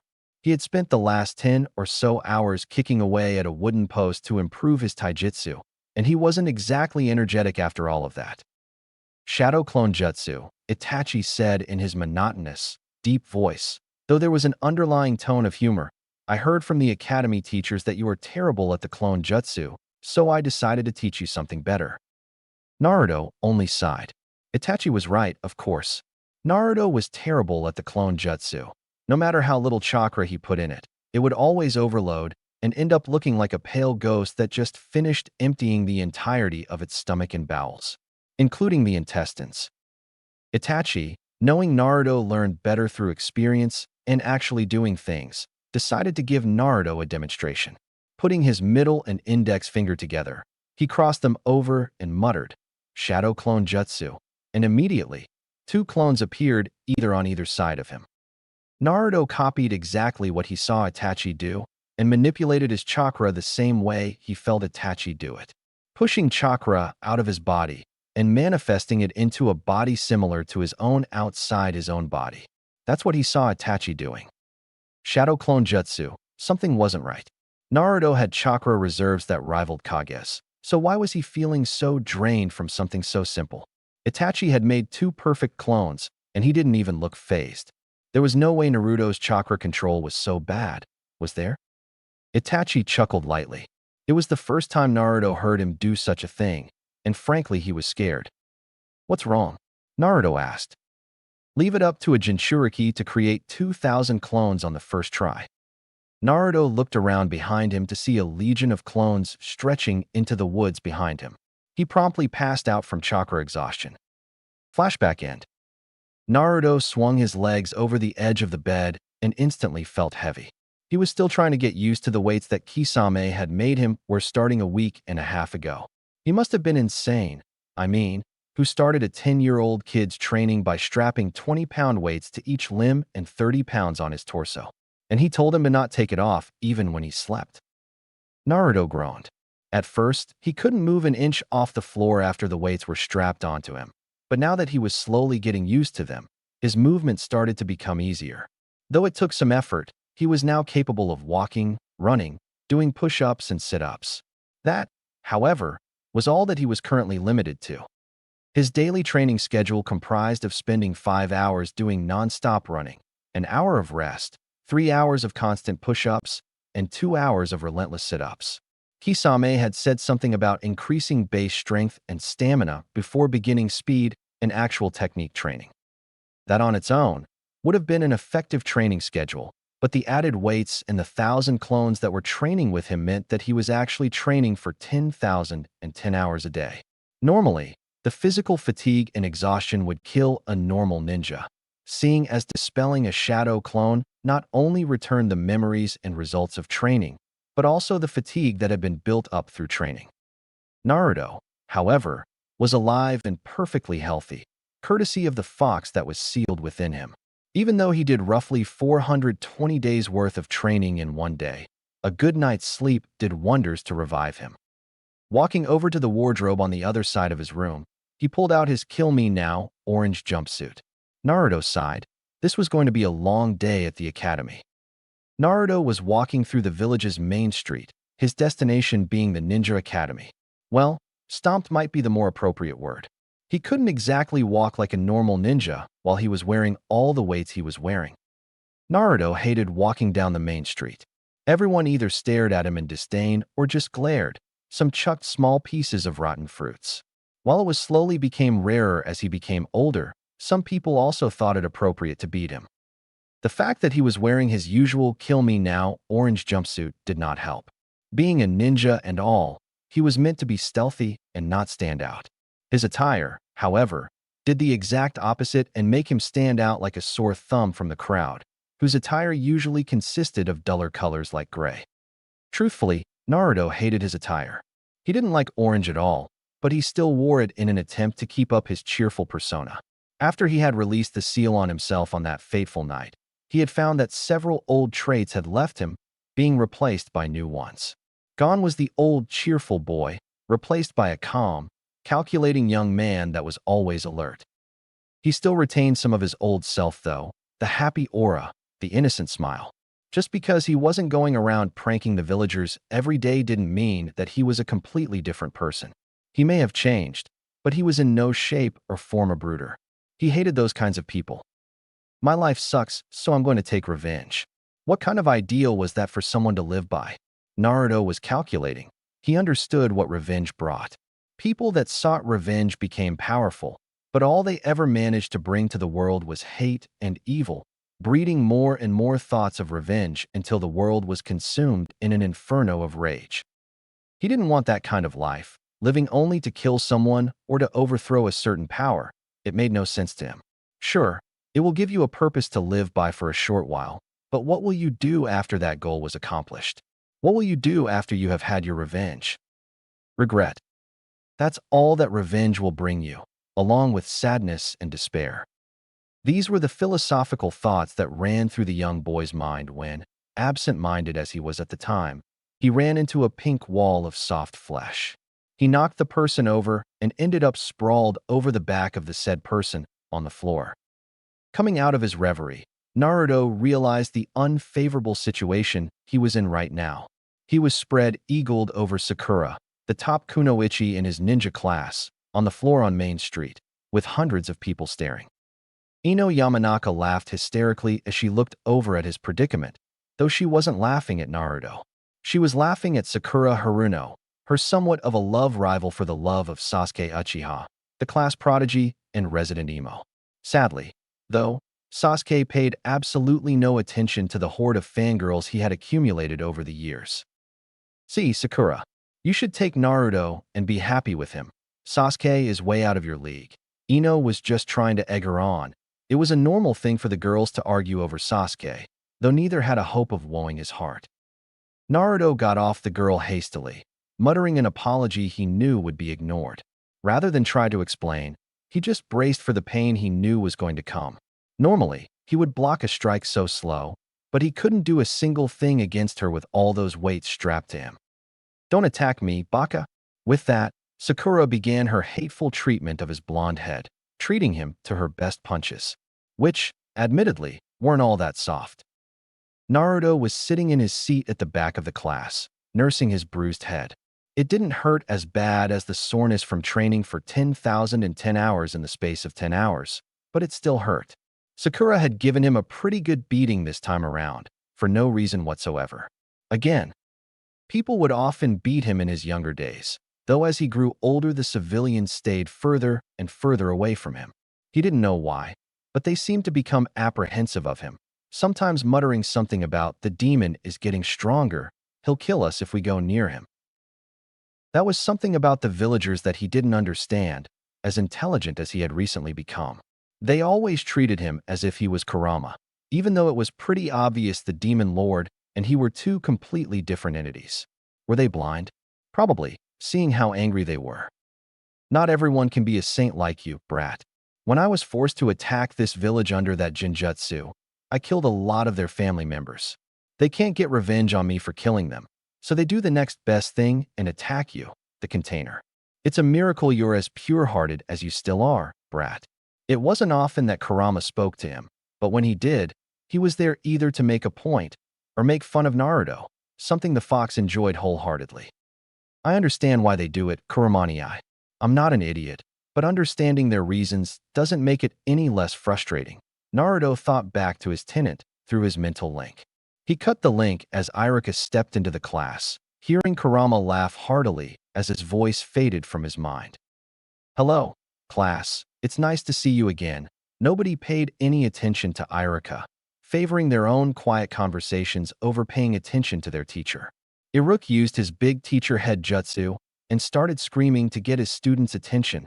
Quiet, you brats. The result was immediate. Everyone shut their mouths and turned OT the front of the class and paid rapt attention to Iruka. They knew he meant business as soon as he started using that jutsu to get them to quiet down. All right, most of you are probably wondering why you are back here. At this, everyone but Naruto nodded in agreement. He was the only one that was aware of the situation with the traitor within the academy teachers. While you already passed the academy's graduation exam, you have been held back for an extra 6 months for supplementary lessons. Due to some corruption and foul play among the teachers, the amount you students learned is under scrutiny from the Hokage and the Ninja Council. They want you to stay back an extra 6 months to make sure that you learned everything to the standard that is expected of Leaf Genin. As soon as Iruka was done with his explanation, many hands rose up in the air. Though their teacher hadn't asked if they had any questions, they knew that Iruka would always try to answer any questions they had for him. Among these hands were Sakura's eager one. "So, Sensei, what happens after the 6 months are over? Do we take a test of some sorts or go straight into ninja duty?" Sakura asked curiously. She wanted to know why this kind of an exception was made for them. Though she was no stranger to special treatment due to her mother's presence in the civilian council, she was still stranger to special treatment that affected her negatively. "You will retake the graduation exam." Everyone looked at him with murder in their eyes. But anyhow, on to today's first lesson. Tree climbing. Everyone shouted out a form of verbal complaint, ranging from "But Sensei, we already know how to climb trees," to "HNN, the Uchiha don't climb trees. That kind of thing is reserved for monkeys." Iruka sighed. Obviously, his students were too closed-minded to see the truth behind his words. Deciding to stop the riot that was threatening to break out within his classroom, he started to speak out, only to be interrupted by the last person he was expecting to understand the exercise. "Fools, who said you will be climbing trees normally? Tree climbing is an exercise used to increase your chakra control." Everyone looked at him like he had grown a second, third, and fourth head. Sighing, Naruto continued, "You focus your chakra to your feet, so you stick to the tree trunk. You climb the tree with your feet and chakra only. And this helps us improve our chakra control by?" Kiba was the one that spoke up, and he wasn't the most polite person in the class. At least, that's what was suggested through the tone of his voice. "The feet are where it is hardest to focus your chakra. By learning to stream a steady amount of chakra to your feet to climb the tree, you innovatively increase your ability to mold and control your chakra." Iruka finished off his student's explanation. "Thanks for bailing me out there, Naruto." "No problem." Naruto only grinned at his teacher, as he often did with Iruka around. He was his favorite teacher for a reason, and that reason was that Iruka happened to be one of those very few blessed people that weren't idiotic enough to hate him for something that was totally out of his control. "All right, class, I want you to go outside in an orderly fashion and find a tall tree to climb." Everyone did as instructed by their teacher and filed out in an orderly fashion, starting from the front of the class. Naruto, obviously, ended up right at the back and near his lazy friend Shikamaru. An hour had barely passed since Naruto and his class had headed outside to train on their chakra control, and it wasn't going well for most of them. Some people with larger chakra reserves were still running full pelt at their designated trees, while others lay at the foot of their tree, completely exhausted. A few were passed out cold. They had come out to the playground expecting an easy climb up a tree. What they had found was an utter impossibility that a few of them could even come close to getting right. Within a few attempts, most of them had found out just how hard it was to climb a tree without the use of their arms. Instructions were to run all out at the trees, then attach themselves using chakra while they ran up the tree. While most had blindly followed this instruction, they were unaware of the consequences their actions brought with them. A few feet up the tree, most of them had either slipped off the tree due to using too small an amount of chakra to hold them there, or because, like Sasuke, they had used too much chakra and that pushed them off the tree trunk. Thinking quickly, Sasuke was the only one that managed to mark how far up he had gotten with a kunai. Falling back down the tree, he landed heavily, though still on his feet. Others weren't as lucky and landed either on their back, and the really unlucky ones landed painfully on their heads. All was not lost for the class, though. A few of their classmates had managed to climb up quite far up the tree. They had managed to mark how far up they had gotten with their kunai and land on their feet every time they fell off. This group was very small, however, and consisted only of the top kunoichi in the class, Sakura Haruno, the lazy genius, Shikamaru Nara, and surprisingly Hinata, Hyuga, and Naruto. Most people expected Sakura to do well in this. She had a small chakra reserve, and that gave her superb control over her chakra, for an academy student that is. Shikamaru was also expected to do well, though he slept during most of their lessons and watched the clouds while he was meant to train. The brunette had brains far better than anyone in the class and was pretty good at the less physical aspects of academy life. The last two of the group were unexpected to say the least. Hinata was shy. Though she was the heiress of the current strongest clan in the village, she was widely known as someone that was weak and subpar in her abilities. Seeing her climb the tree with relative ease was something of a shocker to her classmates. Naruto. If people were surprised to see Hinata climbing the tree, they were utterly flabbergasted at what was happening with Naruto. He was the dobe of the academy, the dead last, the one that came out at the bottom of every test. So, imagine their surprise when he walked up the tree, going higher than everyone else in the class.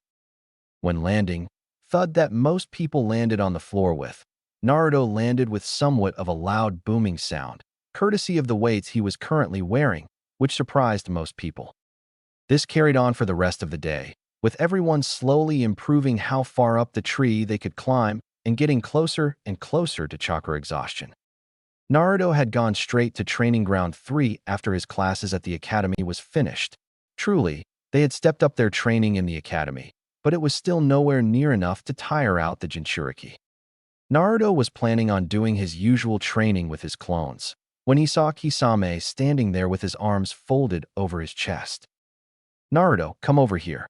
Naruto obeyed his teacher, for that's what Kisame was to him now, and walked up to him.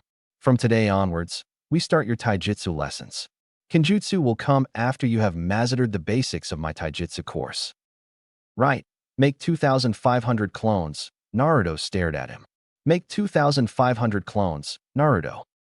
"But wouldn't that many clones training at once kill me?" Naruto asked, scared for his life for the first time. He came close to death quite a few times in his life, but never before was he actually scared of it. "Don't worry. We are cutting your training time by half, to 5 hours per day, since you have to go to the academy now. That means the increase in clones only adds an extra 2,500 hours of training per day." The color slowly returned to Naruto's face. Crossing his fingers in the familial seal, he muttered, "Shadow Clone Jutsu," and immediately, the entire area was filled with Naruto lookalikes, though there was a small clearing between the real Naruto and Kisame. "All right, your first combination.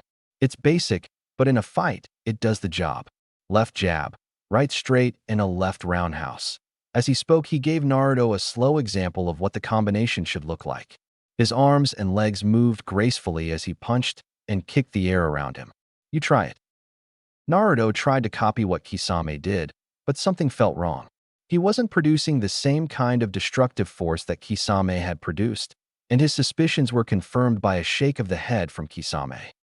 "No, Naruto, you can't stop bet when each hit. It's a combination, meaning you hit one after the other. If you stop, you kill the momentum in your movement. Try again." Naruto did the motions again, going through them with much more fluidity this time.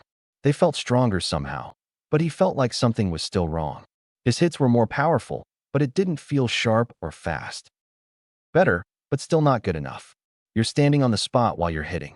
Once you hit your opponent, he's not going to stand on the spot, is he? No, he's going to get knocked back. Rather than standing on the spot, you should jab, pivot on your left foot, and step in with your right foot while you do the right straight. Straight after the straight. You use the momentum, pivot on your right foot, and bring your left foot around to kick. Try again." He followed his instructions to a T. His punches seemed fine, but something was up with his kicks. When he pivoted on his right leg, he felt like he was falling backwards diagonally. "Almost there. Straighten out your right leg when you pivot. Don't lean back when you're kicking. Keep your back straight and raise your hips. Rather than going for their head, go for their ribs." Naruto nodded and did the motions for a fourth time, getting it right at last. "Good. Practice for 5 hours with the clones, then head back home." While speaking, he slowly faded out in a white, misty glow. "I could do without the theatrics." Naruto screamed after him as he shunshined away from the clearing. Ordering his legion of clones to get in lines, he started his daily practice, no longer feeling the effects of his weights. It had been 6 months since the start of the supplementary academy classes had begun for the 10-year-olds. Naruto had been progressing quite well. His chakra reserves resembled that of 2 Kage combined. Thanks to the combined efforts of both the Kyuubi and his Uzumaki heritage, his Jinjutsu and Ninjutsu were quite strong for someone still in the academy, especially his defensive ninjutsu. His Kenjutsu was still subpar since Kisame hadn't gotten around to training him, and his taijutsu was the best in the village. Yep, Naruto Uzumaki had officially surpassed Mato Gai and the Hokage at taijutsu. He was constantly training under Kisame with a very large number of clones at his disposal. So right now, Naruto had a total training time of 260 years, give or take a few months. That was just the pure amount of training time though. It didn't factor in time to sleep, so truthfully, it would equal to something around 500 years of hardcore taijutsu training under Guy. Not only had he trained with his clones so much that his technique had become near flawless, he was also training with over 300 pounds worth of weights on, though that was still unknown to him. He was under the impression he was still wearing 110 pounds, not knowing that Itachi had added small amounts of weight to his existing weights every night while he slept. It was small enough that he didn't notice the change, but large enough that once it was accumulated over a long time, it would make him very, very fast. While walking down the road, he noticed a newcomer walking down the main street. He looked about to be about Naruto's age, but he was really tall, easily 59, so Naruto couldn't be sure. He wore what looked to be remnants of a simple black kimono, though it could hardly be called anything but remnants since it was so tattered, and had a katana strapped to his right hip, though from the length of the blade, it looked more like an odachi. He looked muscular, but somehow gangly, with long black hair that looked wiry and was swept back roughly. He had a pouch for ninja tools on his right thigh, so Naruto could guess he was right-handed. From the angle he was standing at, the boy looked underfed and malnourished. Naruto decided to ignore the boy for now, but from the corner of his eye, he could see the villagers giving him the very same glare they reserved solely for him. That got Naruto's attention, and he decided to ask the boy why something like that would happen if he ever met him again. Usually, Naruto would sit near the back of the room so he could pretend to be asleep, while he actually paid rapt attention to what happened in class. Though people usually didn't believe him, he was actually quite interested in learning. However, this one September morning found Naruto seeking a seat beside a certain lavender-haired clan heiress. Why? Because he had noticed her stalking him for the past 4 months, though he was sure it was happening for much, much longer, and frankly he wanted answers as to why she was stalking him. Did she like him, or was she just plain creepy? As he sat down on the only seat next to the Hyuga girl, she was sitting on the outer edge of the bench designed for 3 people, so Naruto was sitting in the middle seat. He saw her start and heard her let out a small eep. Though it was so quiet, he might as well have imagined it. He didn't know why, but she seemed to be cowering even more into herself than usual. Deciding to go right into the questioning, seeing as nobody but the stoic Shino was in class yet, he turned to her, intent on finding out answers, but lost himself in her pupilless eyes. Was she always so beautiful, or were his eyes playing tricks on him? Breaking out of his stupor with a sudden shake of the head, he thought it best to get the questioning over and done with before he got a bigger audience for his interrogation. "Hinata-san, why have you been stalking me for the past 4 months?" Naruto asked tentatively, not sure as to how the shy girl would react to being directly confronted. "It's not been only 4 months." Hinata stuttered quietly, but due to his enhanced senses from being a Jinchuriki, he heard every word perfectly. "Okay, how long have you been stalking me for? And please don't stutter. You have nothing to fear," Naruto reassured, hoping that kindness mellowed the girl out enough to get him some honest answers. "It has been 4 years since we started in the academy," Hinata replied, forcing away her stutter and willing her blush away, though her voice still stayed quiet. She could never get over her shyness, something her father had ensured by his mistreatment of her. "Okay, so you have been stalking me for the past 4 years. Why? What do you see in me that drives you to stalk one such as myself?" Naruto asked, somewhat afraid of the answer he was going to get. It took a while to explain everything, but she told Naruto of her treatment at the hands of her father and the main branch of her family, how Naruto embodied the determination she seeked, how he was her ray of hope, and how she liked him. "Thanks, Hinata. You're the first girl that said something like that to me." Naruto hugged her lightly, not noticing the dark crimson blush that crept slowly up her face. Shino's bugs buzzed lightly, and he smiled lightly under the oversized collar of his trench coat, while Hinata promptly fainted. Irika came into the class an hour or so later to find it a rowdy bunch of newly passed students chattering loudly amongst themselves. Weird, they're usually chatty, but they aren't that loud. Must be their excitement over finally being able to graduate. Well, they earned it. Most of them passed the graduation exam twice. Irika thought proudly, reminiscing about how hard his students had trained over the past 6 months. Flashback, hey, I might have decided to time skip, but I ain't just gonna hand him powerful techniques without explaining them somehow. The class Irika Yumino had been in charge of was excited. They had been taking his supplementary classes for just about 2 months now, so they were excited about this cool move Irika was going to show his class. Honestly, it had been hard work, but they had made much more progress during these 2 months of catch-up classes than they had ever done in the academy. Irika walked into the class to find a bunch of 10-year-olds looking at him expectantly, rather than chatting amongst themselves like they usually would. He chuckled. His trick of telling them he would be teaching them something interesting got their attention really fast. All right, class. Today I am teaching you nature manipulation. Combined shouts of cool came from his class, as he almost held his ears in pain. Years of duty as a ninja made his hearing quite sensitive. Irika walked over to each of his students and handed out what looked like small bits of paper. After he had handed everyone a medium-sized square, he went back to his desk and went into full lecture mode. Before I teach you anything about nature manipulation, I am going to give you a lesson on them so you know what you are getting into. At this, everyone except Sasuke and Naruto groaned out loud. Even the stoic Shino managed a small sound of displeasure. Of course I am. You didn't think you would get away without a lecture from me, did you? No, sensei. The class chorused simultaneously. Irika giggled softly like a schoolgirl and went into his explanation. There are 5 basic forms of elemental chakra. I say basic because it is possible to combine them later on through extreme control or bloodline limits. But that is far beyond the capability of academy students.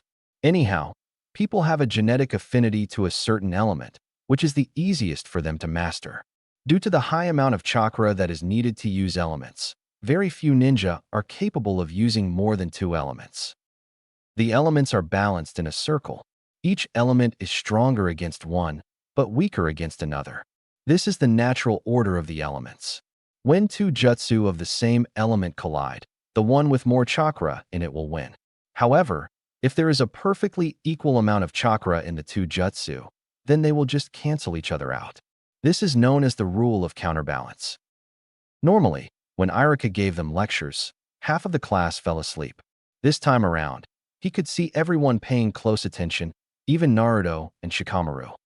So what does the paper have anything to do with this? Leave it to the class genius Shikamaru to ask the million-pound question. Irika chuckled. These papers are specially made from chakra trees. These chakra papers react to the slightest amount of chakra. The way they react tell you what kind of chakra you have an affinity to. He held up a piece of paper much like the ones he gave to his class. Only a second later it burst into flames and burnt to ashes. I have an affinity to fire, so my paper burns away. If you have an affinity to wind, it will be slashed to pieces, water will dampen the paper, lightning will crumple it slightly, and earth would crumble it to small pieces of dirt. The class eagerly tested out their chakra natures, while shouting out their affinities gleefully. A large portion of the class had an affinity to fire, seeing as this was the land of fire they were born in.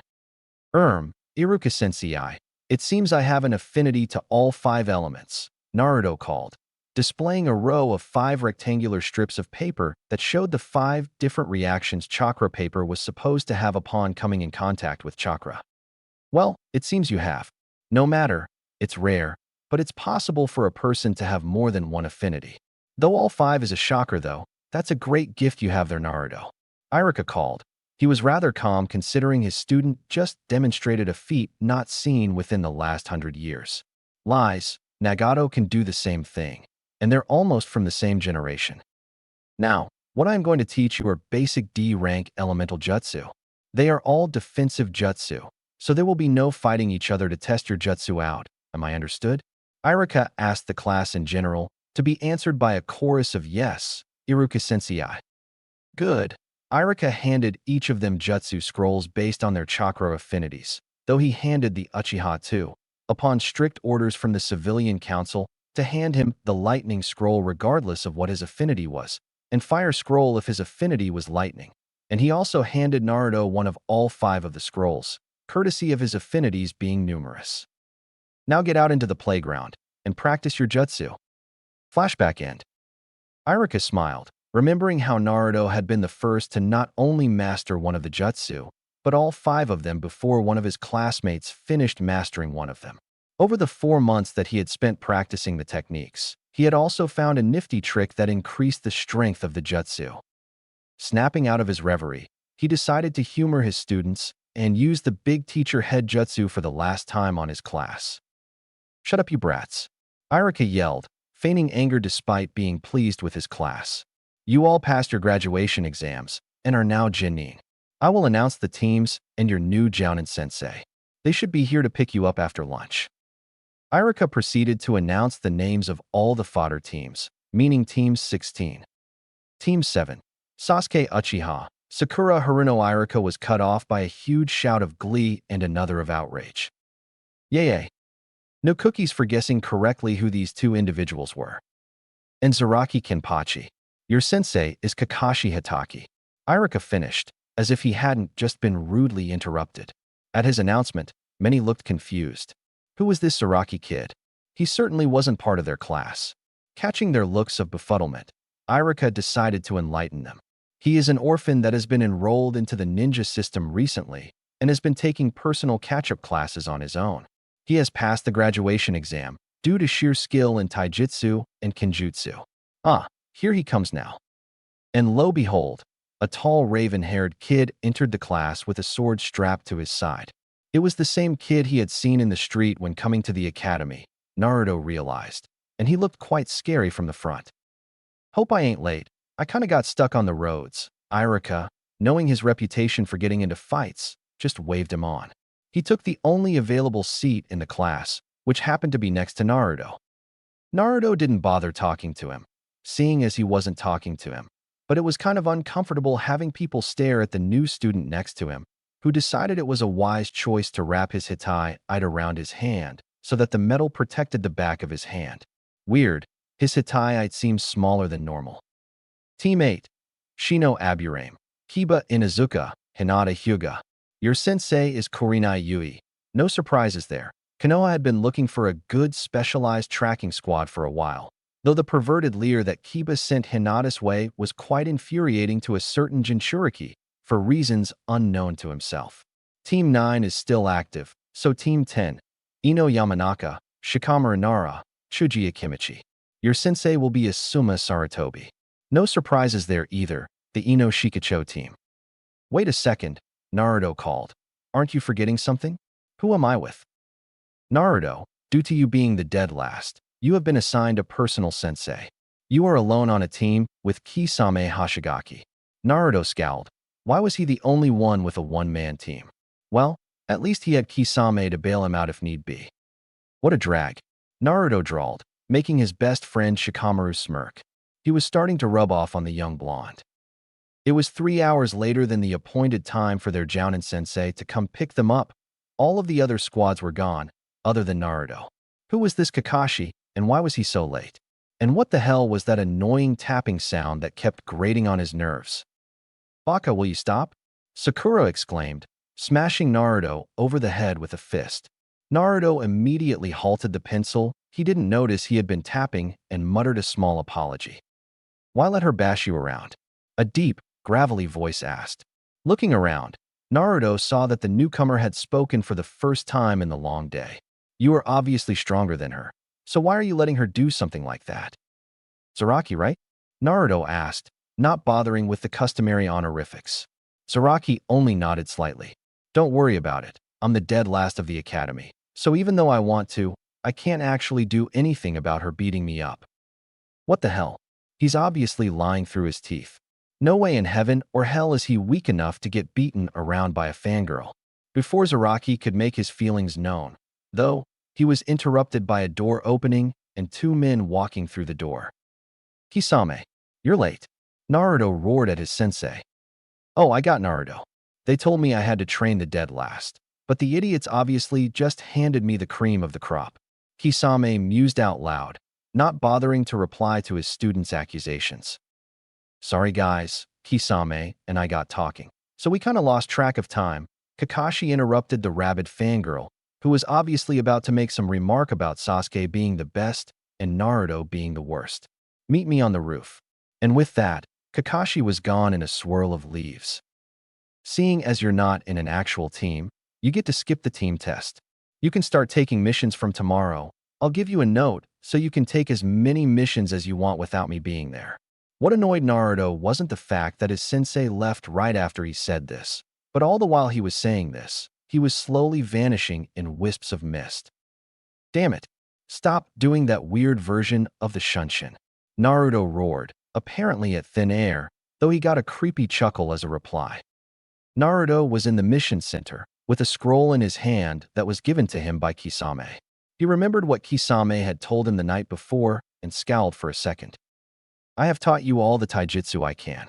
Technically, since I'm your official sensei now, I'm not allowed to teach you kenjutsu until you are a chunin.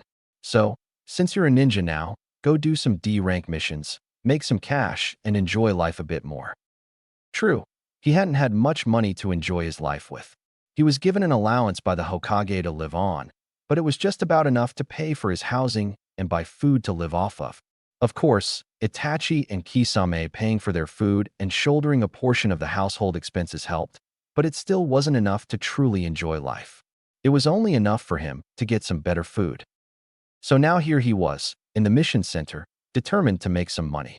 He looked absently to the chart that hung behind the chunin on duty, showing how much money was paid for standard missions. SS rank, 500,000 pounds.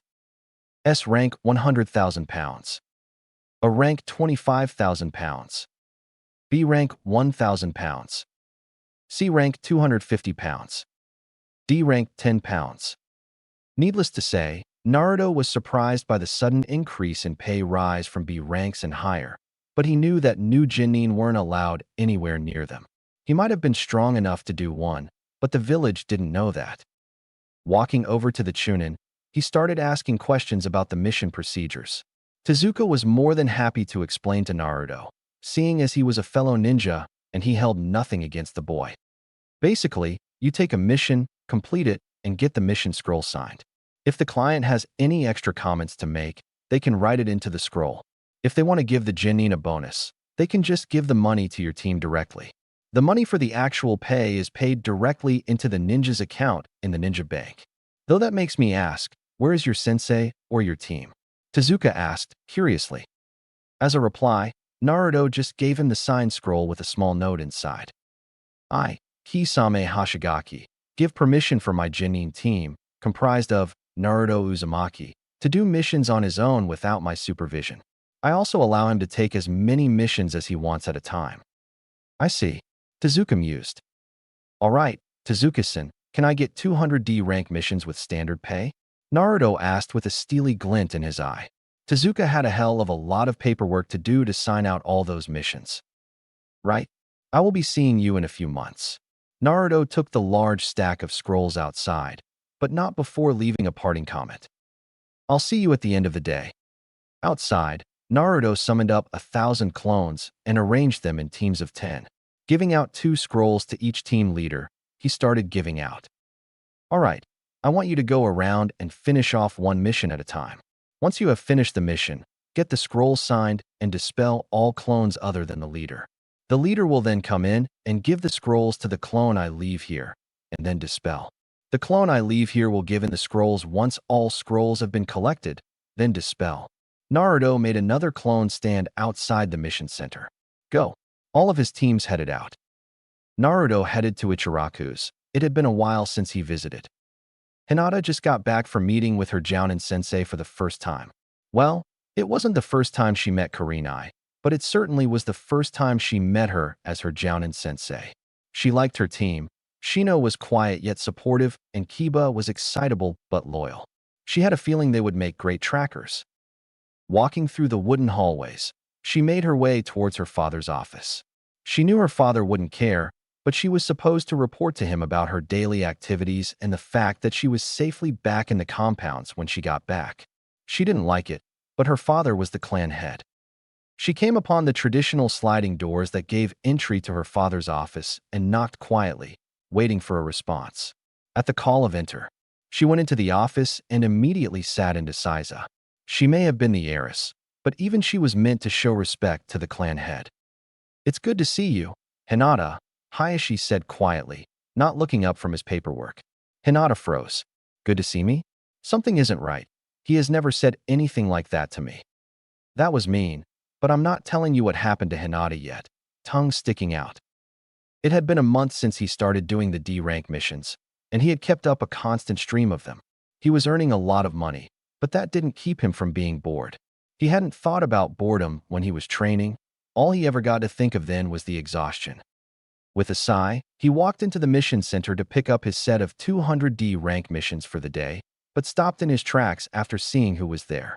The Hokage was the one giving the missions out today, and Team 7 were seemingly having an argument with him. These chores are boring, old man. Give us something a bit more fun to do, Zaraki complained. Naruto watched from afar, a smirk on his face. Seems like Zaraki had become a bit more open with his emotions since he had become a Genin. So you want something more fun to do, Zaraki-kun? The aged Hokage asked, watching the reactions of the other team members. Sasuke looked like he approved, though it was hard to see through all that brooding. Sakura seemed to want to hit Zaraki, though she thought better of it, and Kakashi looked like he wanted to fall through the floor and disappear. So, Kakashi, think your team is ready? Yes, sir. They should be fine with a low to mid-C rank mission. Their teamwork isn't stellar, but their individual prowess may shine through. By that, he meant Zaraki could save their asses if Kakashi was busy. The Hokage motioned to a Chunin, who was sitting next to him, and told him something Naruto couldn't hear. The Chunin went outside, and in came an aged man that looked drunk out of his wits. I'm Tazuna, a bridge builder. I thought I was getting real ninja for protection, not some pipsqueak brats. The drunk man, now identified as Tazuna, slurred. For someone that was so drunk, his speech was oddly coherent. Yo, old man, you mind if I tag along with Team 7 for this one? Naruto asked, silently telling Sarutobi that he thought something was wrong with this mission. Why would we need the dobe to come with us? We are more than capable of protecting a man from bandits and robbers. Sasuke finally makes his presence known. Yeah, Sasuke-kun can do anything. And in comes his loyal Banshee. Geez, do they not see that something isn't right here? Why would a bridge builder need real ninja for protection from bandits? Why not? More the merrier. Seems like Zaraki was the only one in their team with half a brain. All right, Naruto, go ahead and pack for 3 weeks, Sarutobi called, handing Kakashi a scroll for a C-ranked mission. Naruto, you better have a good explanation for why the hell you dragged me out of bed at 11 in the morning. Kisame's voice wasn't loud, but the threat behind that tone was obvious. 2 reasons, Kisame. 1, it's unhealthy to sleep for that damn long. 2, you're my Jounin sensei, so you have to come with me on this mission, Naruto replied, ignoring the glares from Sakura and Sasuke and the bored looks from Zaraki and Kakashi. Naruto, it's fine. Go ahead on your own. If Kakashi is there, you should come back alive. I'm going back to bed, so don't bother me. Kisame headed back towards Naruto's apartment, while everyone's sweat dropped. And here I thought I could drag him out. Oh well, Naruto sighed. He was hoping he could bring him along. Having someone as powerful as Kisame around usually raised the rate of success for your missions. Well, our client is here. Sasuke, you have the best eyes. Take point. Sakura, take the right. Zaraki, take left, and Naruto can bring up the rear. I'll come last to make sure you guys don't get ambushed. With that, they headed out. They had been traveling for a couple of hours. Having to walk was a bother. Normally, they would just jump from tree to tree, but having a civilian in their midst made that impossible. Naruto was on edge. He didn't know why, but he was expecting something to happen. He felt uneasy about this mission, and his instinct never lied to him. Not once in his life. Stop that, brat. Your constant shivering is getting on my nerves, Kurama thought. It had been a while since they talked. Sorry, Kurama. I just get the feeling there is something wrong with this mission. Right then, Naruto passed by 2 puddles on the floor. No one seemed to notice, but he saw Zaraki twitch in anticipation slightly. A puddle on a sunny day when it hasn't rained for a week? Nice disguise, dumbass. I'll talk to you later, Kurama. With that, Naruto cut the link, and again, he could have sworn he heard the fox chuckle before he left.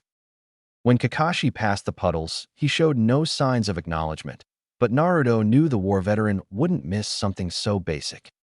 You're mine. 2 voices intoned at once as 2 figures quickly jumped out of the puddle.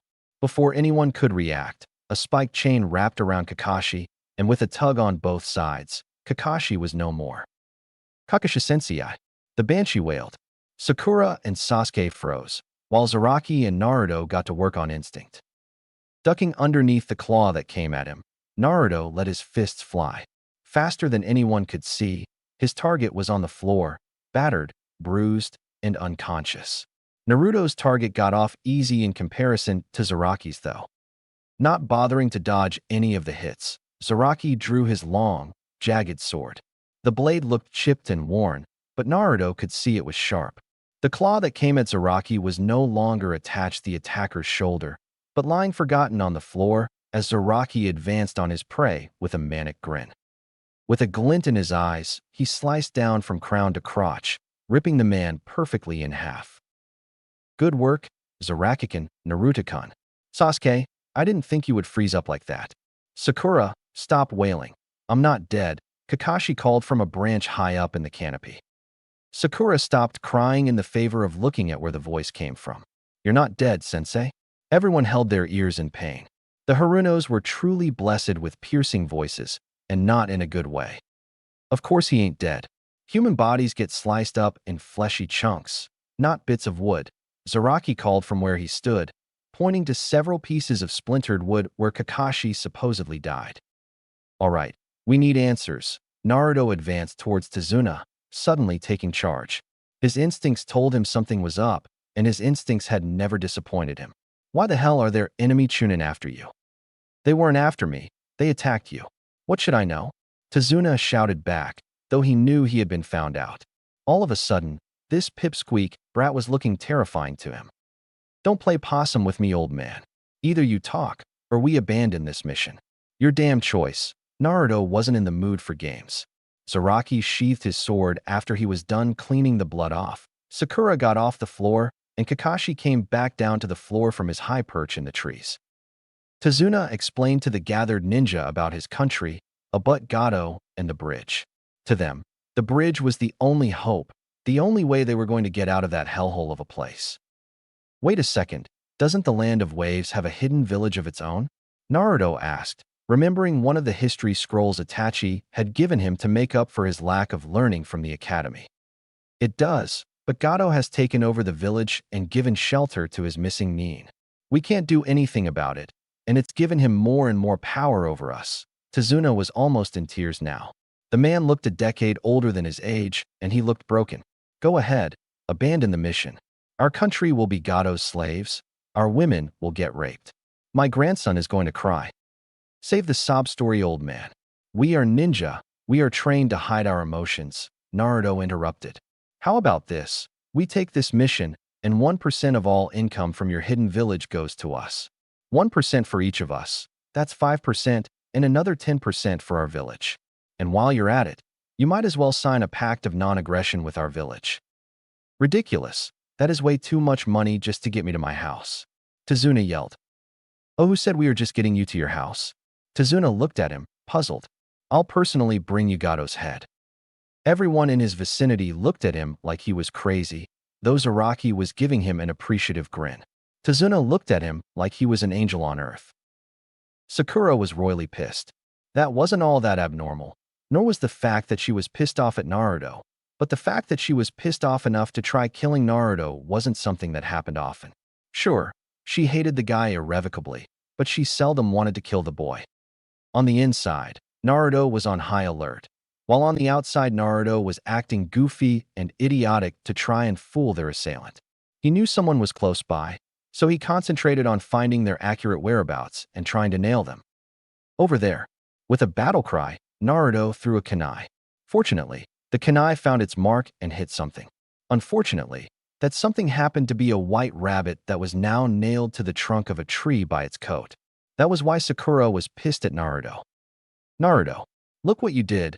You almost killed the rabbit by trying to act cool. Naruto only kept on acting goofy and let Sakura berate him, while roughly embracing the now traumatized rabbit. On the inside, though, Naruto was guarded. A snow rabbit. Their fur is only white in the winter, so why is it white now? Unless it's domesticated. Replacement jutsu. Everybody duck. Naruto and Kakashi screamed simultaneously as a large Zanbato flew over their heads and embedded itself into the trunk of a rather large tree. Zaraki and Sasuke had floored themselves immediately, as did Naruto, but he also had to pull Tazuna and a confused Sakura to the ground. A creepy-looking man with bandages over his face and a hidden mist headband shunshined onto the hilt of the sword and stood there. Well, well, well. If it isn't copy ninja Kakashi, the creepy man intoned in a deep, grating voice. His voice somehow sounded scary. Zabuza Momochi, demon of hidden mist. This is going to be a tough fight, Kakashi said, straightening his hitai over his forehead, revealing his red left eye. He was going to go all out for this fight. You guys, Manji formation and don't interfere. This guy is way out of your league. What an honor. I get to see the Sharingan firsthand from a man that copied over 1,000 jutsu.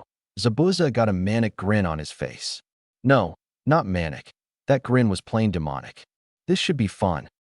Naruto, Sasuke, Sakura, and Zaraki got into the Manji formation around Tazuna, each ninja protecting a side of the target and looking dead ahead. How does Kakashi have a Sharingan? Is he an Uchiha?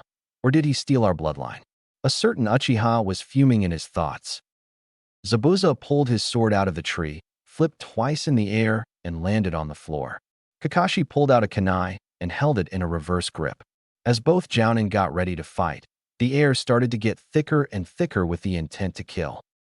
Zaraki was used to it by now. He had gotten blasted around by Ki for so long that he wasn't affected anymore. Naruto. Well, he was the Kyuubi's Jinchuriki, so this felt like a walk in the park for him. Sakura and Sasuke, they weren't as immune as the first two. Sakura was having trouble breathing and was unable to move at all, while Sasuke was having suicidal thoughts. Not that it was an irregularity. So these are jounin, elite ninja of their villages. This is insane, the bloodthirst in the air. It's suffocating. I can't stand this. I can't bear it anymore. I would rather take my life by my own hands. To follow through with his thoughts, Sasuke pulled out a kunai shakily. He prepared to stab down into his own stomach. Calm down, Sasuke. You are my comrades. There is no way I'll let him hurt you. Any of you. Kakashi looked backwards from his position, giving them all a small-eye smile. Reassured by his sensei's words, Sasuke calmed down enough to put away the kunai and get into a defensive stance. You should keep your eyes on your opponent. Quick as lightning, Zabuza was on him, his Zanbato ready to strike. Kakashi was taken by surprise, and before he could react, the Zanbato sliced through him with practiced ease. Rather than a spurt of blood, though, Zabuza got a face full of water. Water clone jutsu. You should learn to take your own advice. Kakashi appeared behind Zabuza and held a kunai to his throat. It's over. The only response Kakashi got was Zabuza melting away into water. Slowly but surely, the surrounding atmosphere started to become clouded as mist shrouded them in a hazy glow. The mist was thick, almost too thick to be natural. Hidden mist jutsu, Zabuza announced gleefully from somewhere in the area. His voice echoed eerily, as if it was coming from all around them rather than from just one particular place. Be on your guard. Zabuza is a master of the silent killing technique.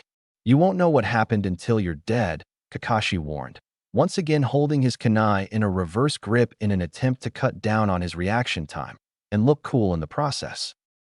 The four Genin immediately stiffened, even Naruto and Zaraki.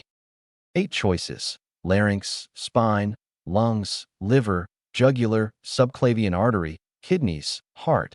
Zabuza's voice rang out from around them, taking sickly pleasure in seeing his targets squirm. Now, which one should I go for? With one hand in half a tiger seal and his Zanbato held behind his back, Zabuza landed lithely within the group, protecting Tazuna, intending to take him out quickly. That was not to be. As soon as he landed, he found a kunai embedded into his ribs, water seeping from the wound. Kakashi had seen the other jounin land inside the Genin's defenses and moved as fast as he could to intercept him before he could kill Tazuna or one of the kids. The force of their mentor moving past them so fast made the Genin stumble forward slightly. He drove the kunai as far as it would go into Zabuza's ribs, only to find out it was a water clone. I'm not that easy to catch, Kakashi, Zabuza shouted as he fell towards the Cyclopean jounin, swinging his massive sword downwards in an attempt to cleave his opponent in half, lengthwise. Apparently caught by surprise, Kakashi allowed himself to get cleaved in half, only to explode in a shower of water. Again, seeing Kakashi get split in half, Sakura let out a little scream. Cutting clean through Kakashi, Zabuza's sword embedded itself into the ground. Kakashi took this opportunity to jump out and attack the so-called demon. As soon as he got close enough to attack, though, Zabuza pushed off from his sword's hilt and kicked him across the ribs, making him fly into the heavy water of the sea. This water, it's not normal, it's dense. Shit, Kakashi thought. I got you now. Zabuza was running through seals as fast as he could, which, admittedly, was very fast. Water prison jutsu. The water rose up around Kakashi, forming a spherical prison around him, keeping him captive, while Zabuza's arm was inside the prison as well, keeping the water there. Forget it, Kakashi, you can't escape my water prison. Zabuza got that same demonic grin on his face again. Now watch as I destroy these brats of yours. He made a water clone. It had a tenth of Zabuza's strength, but was strong enough to take on some wannabe brats that wanted to play ninja. You brats wear headbands and walk around, thinking it makes you a ninja. When you have brushed with death so many times that it doesn't faze you, then you may be called a ninja. When you have become so deadly that your profile is entered into my bingo book, then you may have earned the title Ninja. The clone berated, walking towards the genin slowly, while the mist thickened around him, hiding him from view. But to call upstarts like you ninja, it's an insult and a joke. Sasuke and Naruto, caught by surprise, were kicked through the air in quick succession. Their progress through the air was halted by having their backs meet with the trunks of a couple of large trees. They were winded, but the water clone wasn't strong enough to hurt them while using so little strength. They got up and walked back towards their comrades, to see Zabuza about to slice Zaraki in half. Zabuza thought he had finished the first two off, so he went for the third one, the one that looked to be the most dangerous. Admittedly, he probably wouldn't be the only one to assume that, seeing his ragged and battle-worn look. Zaraki saw the blade coming at his shoulder in a downward arc, and despite being more than fast enough to intercept it, he made no efforts to stop the blade. Sakura gasped, expecting the sword to cleave her teammate in half. The mist cleared a little, revealing a grinning Zaraki with a Zanbato seemingly resting on his shoulder. You'll need to do better than that to cut through my hero, Zaraki said, drawing his own Nodachi and slicing through the surprised water clone with ease. Well. Seems like the hidden leaf brats aren't all useless. To conserve chakra, Zabuza released his hidden mist jutsu and created a few water clones. Tell me, brat, how did you stop my Kubikurobocho? Huh. It's simple. Just focus chakra to where the blade's gonna hit you, and you can stop it from slicing you to ribbons, Zaraki complied, earning him dubious looks from Sakura and Sasuke. Why would the idiot give away secrets to his technique? Naruto sighed loudly, catching everyone's attention. What are you sighing about, Dobe? Sasuke asked, looking at him like he was insane, which he did most of the time with anyone that did anything out of the norm. Nothing, I just didn't want to take these off so quickly. When Sakura and Sasuke looked at him curiously, Naruto started to take his jacket off. I wanted to keep these a secret at least until the upcoming Chunin exams. While all this was taking place, Zabuza stood there quietly, wondering what the blonde kid looked so calm about. After all, most Genin weren't calm in front of certain death, so why was this kid so different? Naruto, why are you stripping? Put your clothes back on, Sakura wailed, which was quite damaging to the hearing of surrounding life forms, especially Kakashi, since he was submerged in water. Calm down, I can't take off the weights on my torso with my clothes on, can I? Off came the jacket, revealing large iron bars within a sash with pockets for the weights to go into. The sash covered most of his torso, along with two others that covered the entirety of his forearms. All in all, he looked to be wearing body armor consisting of weights. No wonder Naruto wore such a loose jacket and no shirt. How much you wearing? Surprisingly, it was Zaraki that asked the question. He wasn't one to usually start conversations, especially in a fight.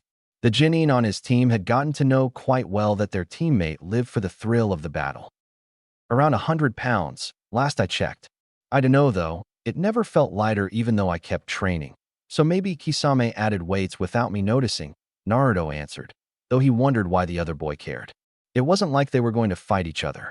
Yet, Zaraki licked his lips, unbeknownst to all other than Zabuza, who thought it gave the boy somewhat of a demonic appearance. Sakura and Sasuke looked surprised. They thought Naruto was utterly feeble, so being able to move normally with that much weight. How strong was he? Impossible. I would collapse if I had that much weight put on me, let alone more. How can the dobe move around normally as if the weights aren't even there? Sasuke thought in bemusement. Zaraki, try getting Kakashi out of that prison. Chop Zabuza's arm off if you can. That would break the jutsu and give us the advantage of having his arm gone. I'll hold off all the clones. Sakura and Sasuke watch over the client. Naruto took charge, giving out orders like a seasoned ninja that had gone on and led many missions in his time. Zabuza was honestly surprised. For a Jinnin to walk around like nothing was going on while wearing that much weight. He hated to admit it, but for the first time, he was impressed with a brat of his age. Zaraki ran over to where Zabuza was holding his prisoner captive. Sasuke and Sakura stiffened in their position around Tazuna, and Naruto stood behind where Zaraki just ran past, covering his trail and making sure none of the clones went to intercept him. They would have to get through him first. The fight was on. Not waiting for the clones to attack him, seeing as he would be overwhelmed due to lesser numbers, he decided to charge. While his eyes and brain expected him to arrive fairly quickly at his target, he wasn't prepared to appear right next to them as if he had just teleported. He was ready to punch, but he was caught off guard by his own speed. His body had become so fast that his brain and his eyes couldn't keep up. He willed his arm to punch a clone 3 times within 2 seconds and ended up punching 8 times, completely demolishing the clone, but overbalancing due to excess force from the last punch that hit air. 1 clone down, 19 to go. The next clone he ran at wasn't as slow to react and swung his sword in a high, sideways arc, trying to cleave Naruto in half. Naruto dodged by bending backwards, but in the process, he bent back too far due not being used to moving so fast and hit his head on the floor. The sword was heavy, so the clone had to either swing back around in an attempt to use the momentum or use all of his strength to pull the sword back.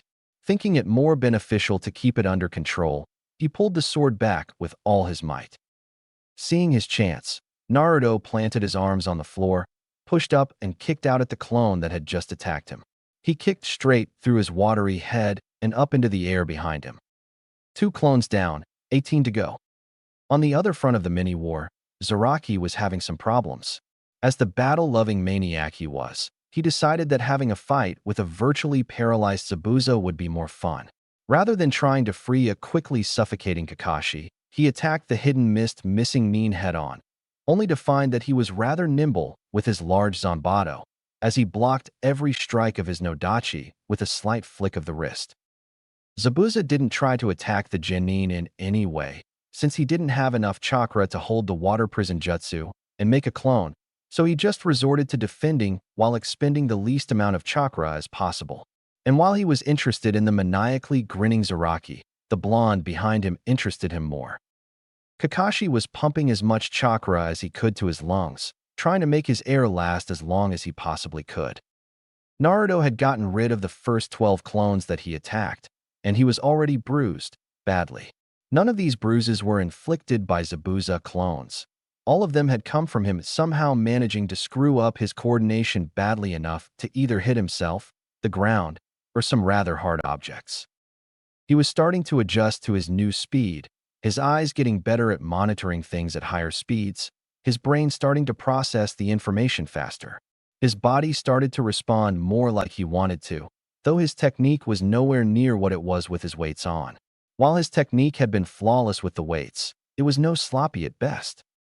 Normally, his punches and kicks derived their destructive power from rotation of the hips, chest, and pivoting on either leg, but since he couldn't coordinate himself well enough to transfer weight from one part to another effectively, he resorted to using brute force from his arms and legs. The few times that he had tried to use rotation, he had either spun out of control or badly misfired his punches and kicks. Sasuke and Sakura were looking on in scarcely restrained awe.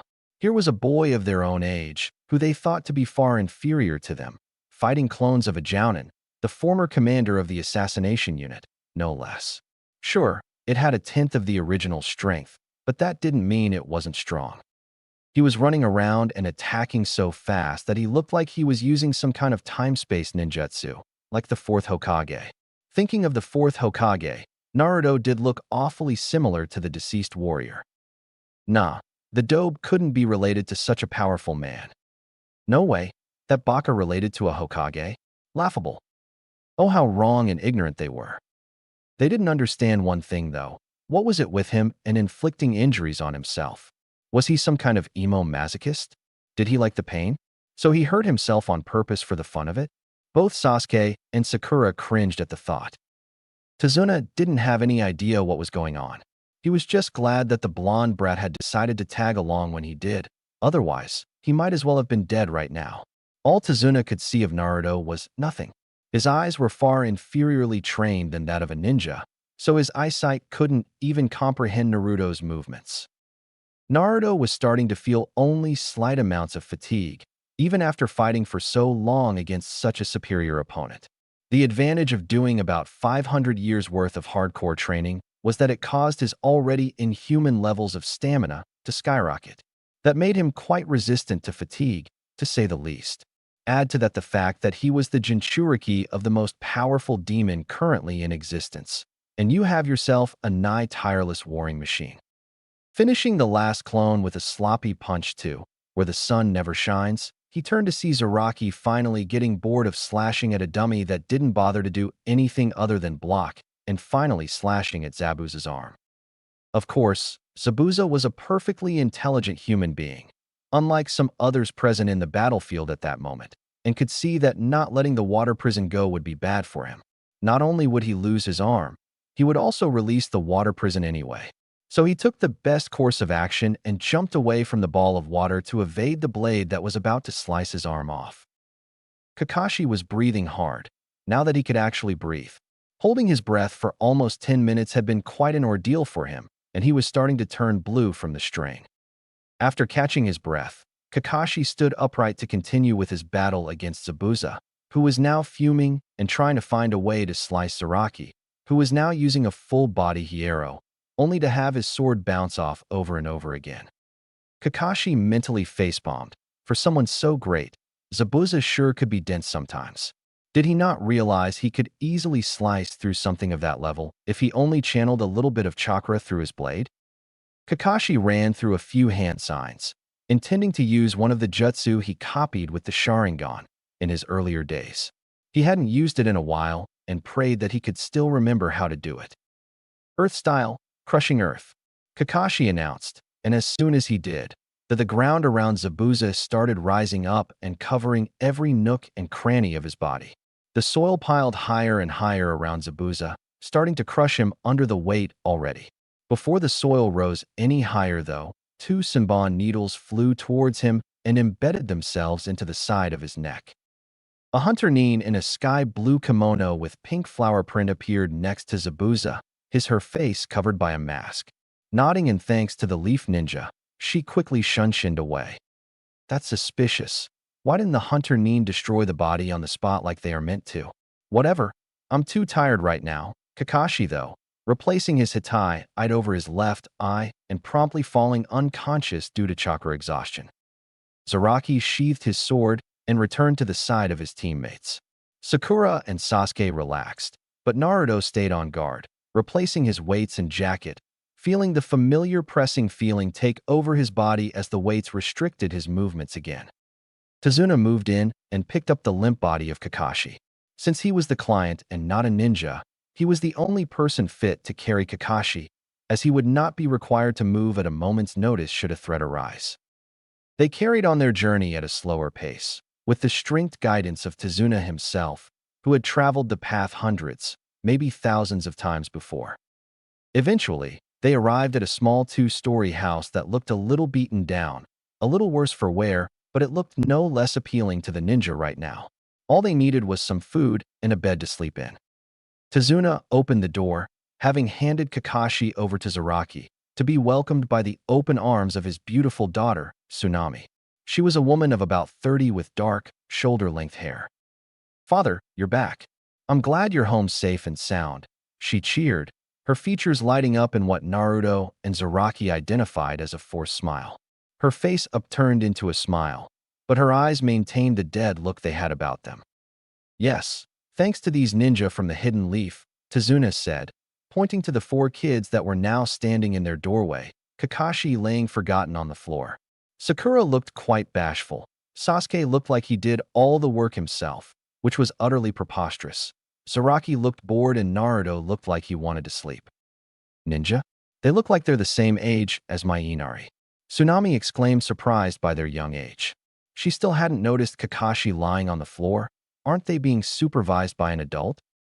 Kakashi-sensei overdid it a bit in the fight on the way here, Sakura said, pointing down towards the floor. Having noticed the poor Jounin for the first time, Tsunami rushed to the unconscious man's aid. With some effort, she pulled Kakashi on her back and hauled him over to one of the empty rooms to recover. They had survived the fight, but was this going to be the only one? Were they going to get out without casualty if they had to fight again? Would their enemies underestimate them again? Would they leave loopholes in their defenses again? So many questions, so little answers. Such is the way of life. The next morning dawned bright and cheery, the complete opposite of how Kakashi was feeling. Kakashi's mood was quite gloomy, and while that wasn't unusual for the war veteran, it was unusual of him to be feeling that way because of something that transpired recently. It was usually him reminiscing about the past that got him all sad and sentimental. Kakashi was currently laying on his futon, unmoving. His body was currently stuck in place, almost as if he was getting rigor mortis, due to the overuse of the Sharingan. Honestly, he had been using the bloodline for years now, and even after all that practice he had in using the thing, he could never use it for a long time without serious repercussions. He was also thinking about that hunter Nin that took Zabuza away, and he couldn't help but feel that something was wrong in that situation. Years of living on the edge had given him a sixth sense. He could feel it on his skin when a situation was suspicious. If his instincts were anything to go by, then they were still in mortal peril. He was still trying to figure out a way to train Sasuke and Sakura up to a point where they could live for more than a few seconds if Zabuza came after them. And he still needed to fix Naruto's problem with not being able to control his movements and Zaraki's lack of formal training. Kakashi sighed. This was going to be a long mission for the temporarily paralyzed Jounin. It had been a few hours since Kakashi had woken up, and the residents of the entire house were now awake as well. Tsunami went about her business in the kitchens, preparing breakfast for Hilot. Tazuna got his things prepared. He wanted to go check up on the progress on the bridge now that he was back from collecting supplies in Konoha. Inari was still sitting in his room, moping about how depressing life was. The Genin were currently with Kakashi, discussing their current situation. Say, Kakashi, did something strike you as weird about that hunter Nin that came to take Zabuza away? Naruto asked. Kakashi had been pleasantly surprised to find that his sensei's son was far more mature and intelligent, not to mention stronger, than any of his files dictated. He was still ticked off about the boy not using honorifics or showing him any visible respect. Naruto was treating him as an equal. Yes, there seemed to be something weird going on. If my hypothesis is correct. Kakashi trailed off, ignoring Naruto's apparent disrespect for now. It wasn't the time to fight over something so trivial. He may not seem like it, but Kakashi was a highly calculating man, and he thought his actions through at all times. Sakura and Sasuke stiffened at Kakashi's words. They were expecting terrible news from their sensei, news that they knew they wouldn't like. Zaraki seemed to be grinning though. He thought he was going to get another good fight coming his way. Naruto only gave a resigned nod. Yeah, Zabuza's probably still alive and now has a partner. This is going to be a hard situation to deal with, Naruto said, but sighed when Sasuke, Sakura, and even Zaraki started giving him weird looks. Last time, Zabuza was fighting alone, so Kakashi could fight him while we looked after the client. This time, if Zabuza has a partner, then one of us will have to fight. Kakashi will be in no position to fight another opponent on top of Zabuza when the time comes. Yeah, but last time, you and Zaraki held your own against Zabuza, so what makes you think that you can't handle his partner? Honestly, how did Sakura ever manage to score so high in her academy exams? She was so dense. Because last time, Naruto was fighting clones. They weren't nearly as strong as Zabuza and nowhere near as intent on his death as the real one would have been. I was fighting him while he was stuck on the spot, so you can't really call it a fight. Naruto was right in thinking Zaraki was the only one in the group that had any brains, and certainly was the only one with any real combat experience.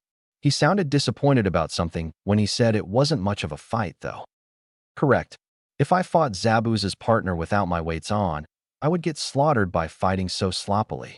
If I am to fight any opponent that is concentrating on me and has the resolve to kill, I will eventually wind up dead. Naruto continued Zaraki's explanation. So what do we do? Sasuke asked.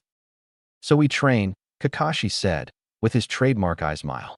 Zaraki, we need to do something about that kenjutsu of yours. While it is good, we need to fix up the kinks and give you an actual style and some attacks to learn. Sasuke, Sakura, the best I can do for the two of you right now is teach you better chakra control so that you are ready for future jutsu I will be teaching you. As for you, Naruto, we need to do something about that taijutsu of yours. Don't worry about me, Kakashi. Go train your students. I am not your liability, Naruto replied, standing up to walk away. Besides, if what I am about to train in works out, I can probably beat Guy in a pure taijutsu fight, provided he doesn't use the 8 gates on me. Besides, I doubt you have enough knowledge on my bloodline to train me. Kakashi's visible eye widened at the insinuation. A mere genin beating Mato Guy at taijutsu? Preposterous. Kakashi knew firsthand just how monstrous that man's strength was. Even among the Jounin, he was considered in a league of his own when it came down to taijutsu, just like Kakashi was revered for his skill in ninjutsu. It was his last comment that made him curious, though. Naruto had a bloodline limit, one that Kakashi couldn't help him with. Now that was funny. Kakashi was probably the one with the highest chance of being any help with a bloodline, considering he had one of his own. You mean that fire jutsu you showed off in the academy? Sasuke asked scathingly. He was still annoyed about the other boy not teaching him such a powerful technique, one that could help him beat Itachi. No, the Azure Dragon's wrath wasn't a bloodline limit, just a jutsu from my clan. I figured that out after I realized that I had an actual bloodline limit, not just a jutsu, Naruto said, turning his back towards the group and starting to walk towards the door, thinking of his encounter with Itachi. Over the months, Itachi had been telling him about the Rinnegan when he could find the time. Though Itachi had seen the Jujutsu firsthand before, he was still unaware of the full extent of the Rinnegan's abilities, but he had a slight idea as to what the bloodline had to offer. Before you go to train, out of curiosity, what kind of a bloodline is it? Kakashi asked, at least with a hint of mild interest in his voice. It wasn't every day that Kakashi Hatake was interested in the abilities of a genin, but Naruto had caught his attention. It's a Jujutsu, Naruto said, before walking away to train. Sakura was still contemplating if Naruto really had a Jujutsu like her sensei, while Sasuke was seething. He thought he was the only one with a potential Jujutsu in that room, bar Kakashi, though he was still convinced that no Jujutsu could be as great as the Sharingan. Oh, how wrong he was. Naruto was walking towards the forest near Tezuna's house, intent on training alone for the day and letting Team 7 deal with guarding the client for the day. Since they had just fought the enemy, he doubted anyone particularly strong would be showing up anytime soon. Naruto was thinking about whether he could really use that part of his Rinnegan just yet. According to Itachi, the Rinnegan was a more powerful version of the eternal Mangekyo Sharingan, and had quite a few perks that went with it. The ultimate form of the Jujutsu, as far as Itachi knew, had all of the abilities that the Sharingan had, but further enhanced, and it also had the ability to use the signatures jutsu of the Mangekyo, the Tsukuyomi, and the Amaterasu. While the Tsukuyomi and Amaterasu were powerful jutsu, Naruto had no illusions of grandeur. He knew he was far from using such jutsu, let alone master them, as he still had to even master the bloodline enough to use it without having his chakra eaten up within a moment. He wasn't currently interested in the more powerful jutsu that came with the mastery of the Rinnegan, nor was he interested in trying to figure out what other jutsu the Rinnegan enabled him to use that Itachi hadn't known about. No, Naruto was now interested in the most basic of the Rinnegan's enhancements. The drastic improvement in his eyesight and his brain's ability to quickly process the information his eyes were sending to it. He honestly knew, with Kisame's brutal training, he was already a force to be reckoned with, if only his lack of coordination hadn't gotten in the way. Deciding he had gone far enough into the woods to not get interrupted, Naruto activated his Rinnegan and sat down to meditate. His advance's sight came automatically with the activation. That wasn't the problem. The problem was that he needed to first learn how to properly utilize the more powerful sight, and the second problem was that as he was now, even with his massive reserves, his chakra was far too quickly drained for it to be an effective ability in battle. So now, Naruto just sat there, meditating, and trying to partially stem the flow of chakra to his eyes so that his eyes didn't overload and he didn't run out of chakra too quickly. Naruto was pleased to find that even a minute amount of chakra kept the Rinnegan running at full power. Now he just had to build up his concentration and control so that he could use the Jujutsu in battle effectively without passing out from chakra exhaustion in 10 minutes. Sasuke and Sakura were having a hard time with their training. They were currently climbing trees. That in itself wasn't all that difficult for a ninja, even a genin, but the fact that they had to do it without the use of anything other than their feet was a little more troubling. The aim of the exercise was to build chakra control, or in Sakura's case, to expand her reserves a bit more by having the practitioner focus their chakra at the sole of their feet in a steady stream to stick themselves to the tree trunk and walk up vertically. Though it sounded easy, maintaining a steady stream that didn't fluctuate was surprisingly difficult. Too much chakra, and they were blown off, but too little, and they didn't stick to the tree in the first place. While Sakura was having an easy time actually climbing the tree, she was quickly getting tired. Her aim was to build stamina, but she didn't see how this could help her. As for Sasuke, while he was having a hard time getting very far up the tree, he still wasn't breathing hard. Zaraki was training on the water. Standing on the water was far more difficult, as one not only needed a greater stream of chakra to stay afloat, but also needed to adjust the amount of chakra as the water moved beneath them. While this in itself was a form of training, Zaraki's actual training consisted of some movements with his sword to cut out the sloppiness in his technique. Kakashi was relaxing and reading a certain orange book while looking at his students, hard at work, from the corner of his eyes. He allowed himself to relax for a while. His students were training hard. His charge went off somewhere to train on his own, and his shadow clone was keeping an eye on the bridge builder. Not the best of his days, but certainly not his worst. It was late evening, and Kakashi, along with his students, was heading back to Tezuna's house. His students had a fairly productive day in the training fields. Tezuna hadn't been attacked, and he took a good day of rest, even if he did have to watch over his students. Surprisingly, not a single argument broke out that day. Sasuke was keeping his big mouth shut. Zaraki didn't care for picking a fight with Kakashi, and Sakura didn't try to steal Sasuke's heart, which scared Kakashi to an extent. She never went a day without going at Sasuke. Walking through the door, with his team following behind him, he saw that Tezuna had just gotten back from a hard day of work from the bridge. He looked tired, but happy. Working on the bridge seemed to rekindle that fire of hope he had inside him. Once everyone had gotten their outdoor clothing off, and they had freshened up from their day training, everyone sat around the dining table, ready to have dinner, which Tsunami was currently serving. Kakashi was the only one that noticed the absence of a certain blonde. "Has anyone seen Naruto?" Kakashi asked, looking towards his students first, then towards their clients. Everyone shook their head. "Now that you mention it, we haven't seen him since he left to train on his own," Sakura said, though she didn't sound the slightest bit concerned. Naruto may have earned a slight bit of respect from her, but she was still a hopeless Sasuke fangirl. "This is bad. He might have been attacked." Kakashi wasn't one to panic, but he knew that if they were going to survive the second battle with Zabuza, Naruto would be a key asset. Sure, Zaraki and Sasuke could hold their own in a fight, but frankly, they were no match for a Naruto primed for combat. Kakashi's worries were quenched, though, when he heard a strained voice from the doorway. "I'm fine, stop panicking," Naruto said feebly, his voice telling them he was everything but fine. Kakashi quickly rushed towards him and supported his weight as he slowly limped his way over to the dining table. Kakashi slowly lowered Naruto into an empty chair. Zaraki was the first to notice something odd with Naruto. His eyes were closed tight, as if his eyes hurt for some reason. It wasn't obvious, but there seemed to be some traces of blood underneath his eyes as well. "Oi, what happened to your eyes?" Zaraki asked. "I sympathize with Kakashi here. Overdoing it with a Jujutsu is not a good idea. My eyes are so tired I can't open them, and I have never been so low on chakra in my entire life," Naruto replied scathingly, his eyes still screwed shut.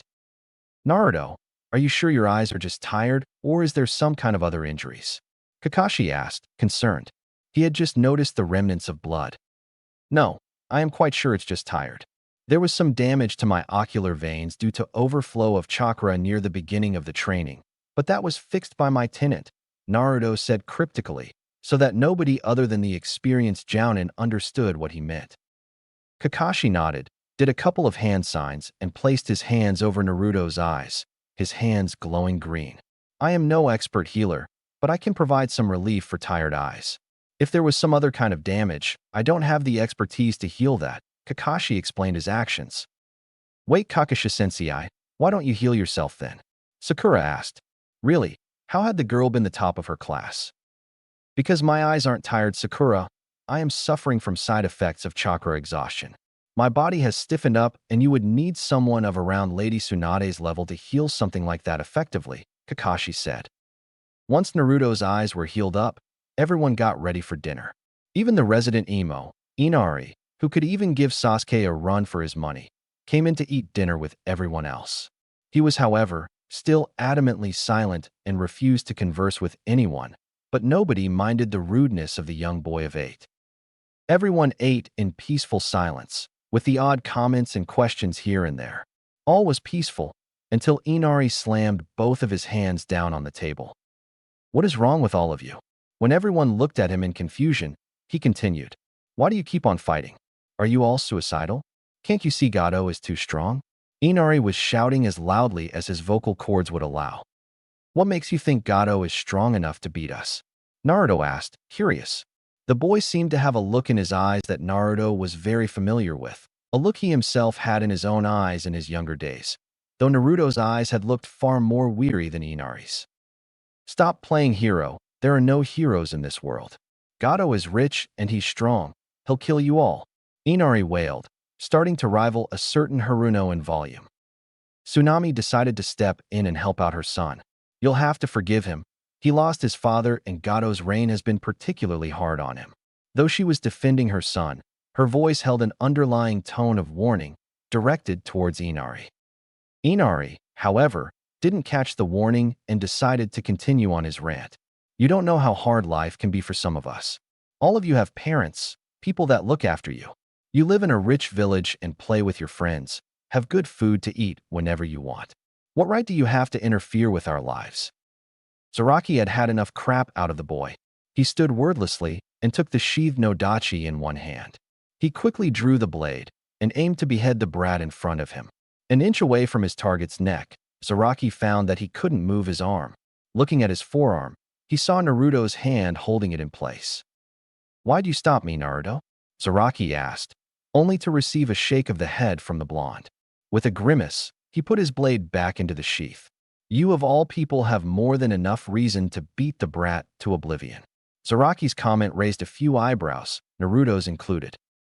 "Leave the poor boy alone. He obviously has had a hard time," Naruto said sympathetically, letting the boy get away with unknowingly insulting Naruto in the most terrible way possible. He really was getting soft.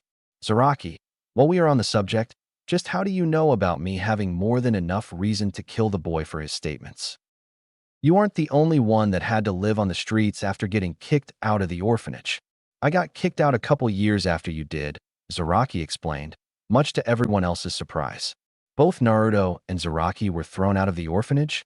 I saw you on the streets a couple times, but we never actually met." "That explains things," Naruto said. "Just because you got kicked out of an orphanage, you think you had a hard life."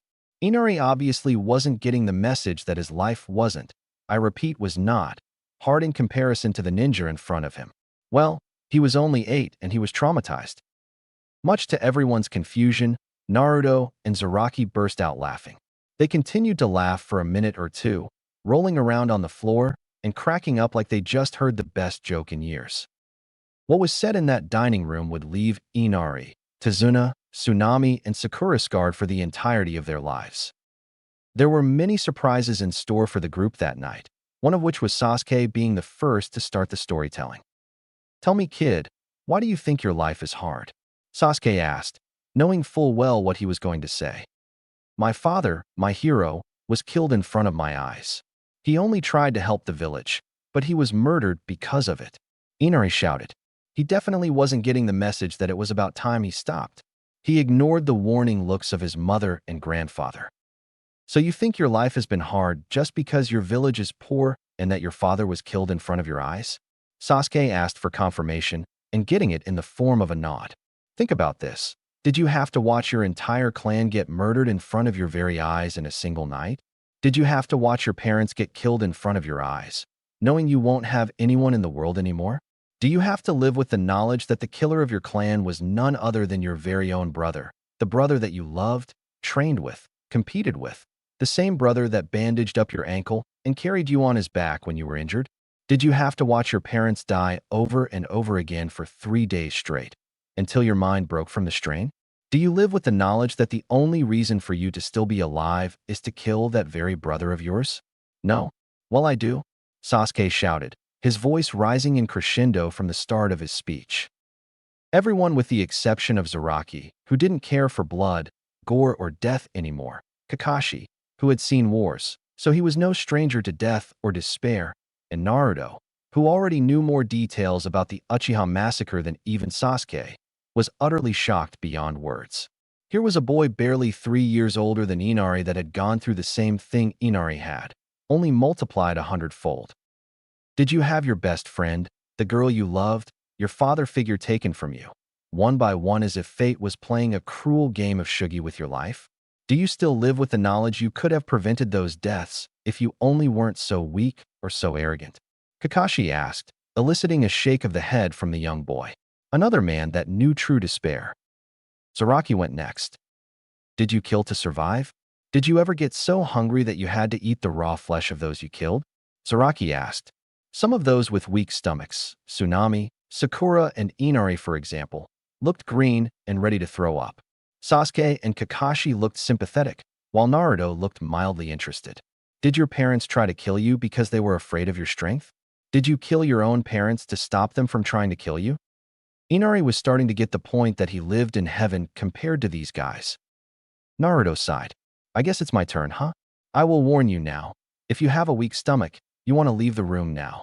If Zaraki's story didn't make you puke, mine will." Sakura and Tsunami needed no further warning. They promptly left the room.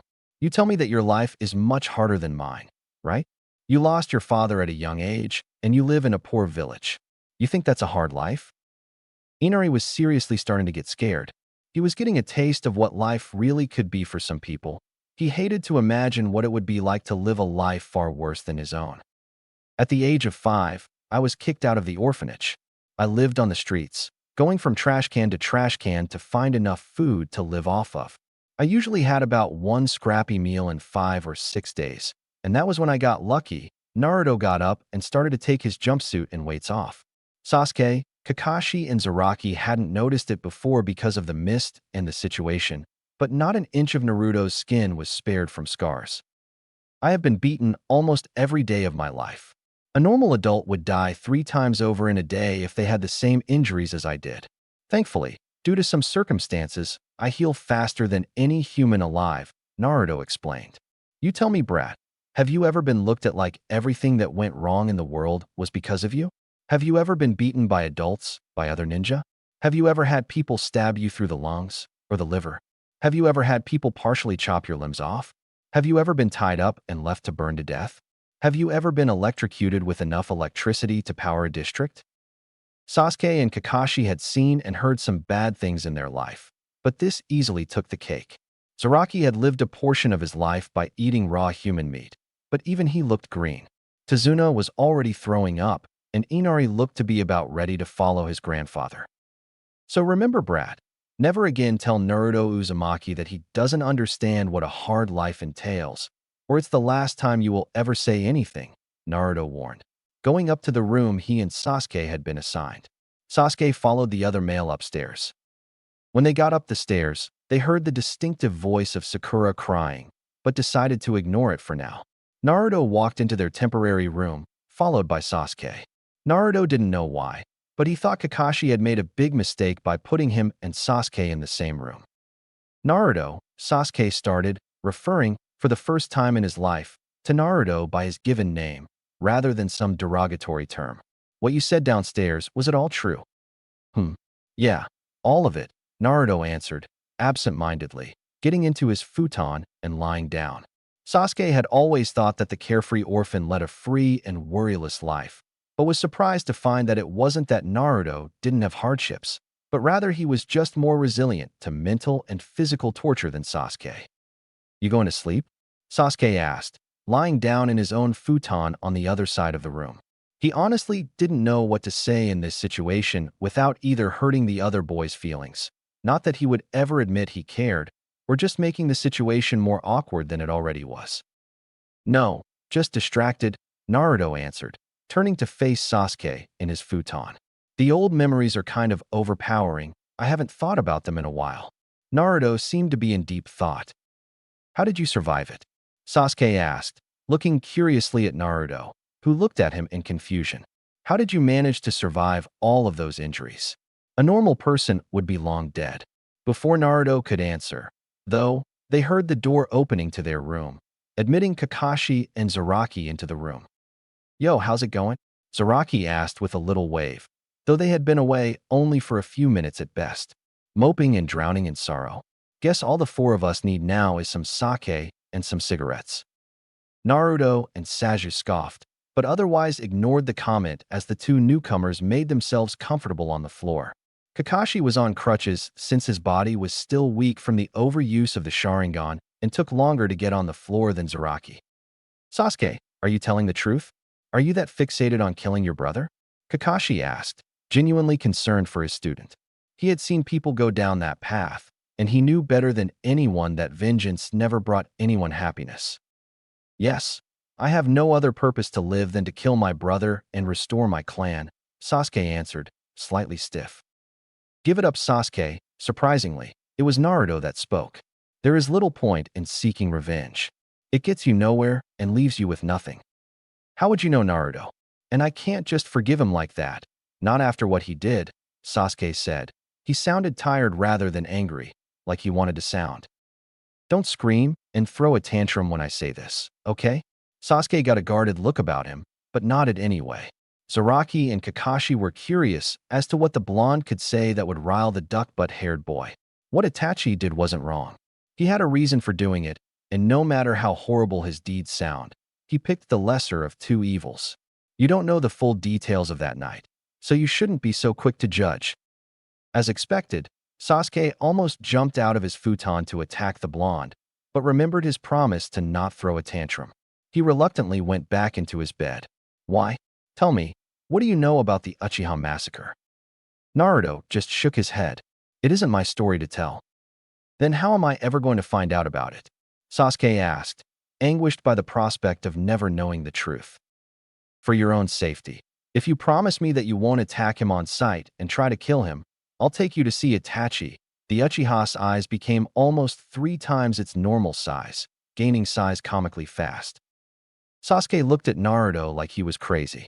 How did Naruto know about his brother's whereabouts? Where was Itachi now? How would Itachi react to seeing his brother after so long? Kakashi was surprised. He wasn't expecting this turn of events. Zaraki, unlike his teammate, had a more simplistic and more prudent response. He looked at Naruto in confusion. Whoa, back up here. Who is this Itachi you're talking about? Is he strong? He asked, trying to make sense of the turn of events. Naruto looked inquisitively at Sasuke, as if to ask if he was going to be the one to explain. Sasuke shook his head and motioned for Naruto to carry on. Itachi Uchiha is Sasuke's brother. He was a genius, even among the Uchiha, and swiftly rose through the village's ranks. He was an ANBU captain by the age of 13. A couple of years ago, he killed the entire Uchiha clan in a night and ran away from the village. The only one left from that night is Sasuke, Naruto explained. Then, remembering he hadn't answered the other boy's question, continued. Yes, he is strong. No single ninja kills the most powerful clan in Hidden Leaf in a single night on their own by being weak. Zaraki nodded his head, indicating that he understood the events. Naruto, how do you know the whereabouts of Itachi? Kakashi asked, legitimately curious as to how the boy came to know about such sensitive information. The village had been seeking that information for the last 2 years in an attempt to find the teenager that had weakened their village to such an extent. That is a secret that I can't tell you about just yet, Naruto replied, grinning madly at the look Kakashi gave him because of the answer. It's about time that we get to bed. Kakashi, Zaraki, we will see you next morning. Kakashi and Zaraki got up from their spots on the floor, Kakashi again getting up slower due to his stiff body, and promptly left the room in silence. Sasuke and Naruto lay there for a while, not talking or doing anything, trying to go to sleep. Naruto tossed and turned, but the memories of his past just wouldn't leave him. He was trying his best to just push the memories away and forget them, but the harder he tried, the more the memories taunted him. Naruto, you still awake? Sasuke asked from the other side of the now dark room. He heard the tossing and turning, so he was pretty sure Naruto was either having a terrible nightmare and needed to be woken up, or was still awake. Still, he was satisfied to hear a grunt coming from Naruto, signifying that he was indeed awake. You haven't told me. How did you survive the torture? Depends. Can I trust you with S-rank secrets? Naruto asked. Sasuke sat up bolt upright and looked at him incredulously. What was he talking about? S-rank secrets? Those were all punishable by death. How did Naruto come across such a thing? You can trust me. I don't plan on leaving the village anytime soon. But isn't the revelation of any S-rank secret punishable by death? Both of us will get killed if they find out about this. Sasuke sounded slightly panicked. Only slightly. No, it's fine.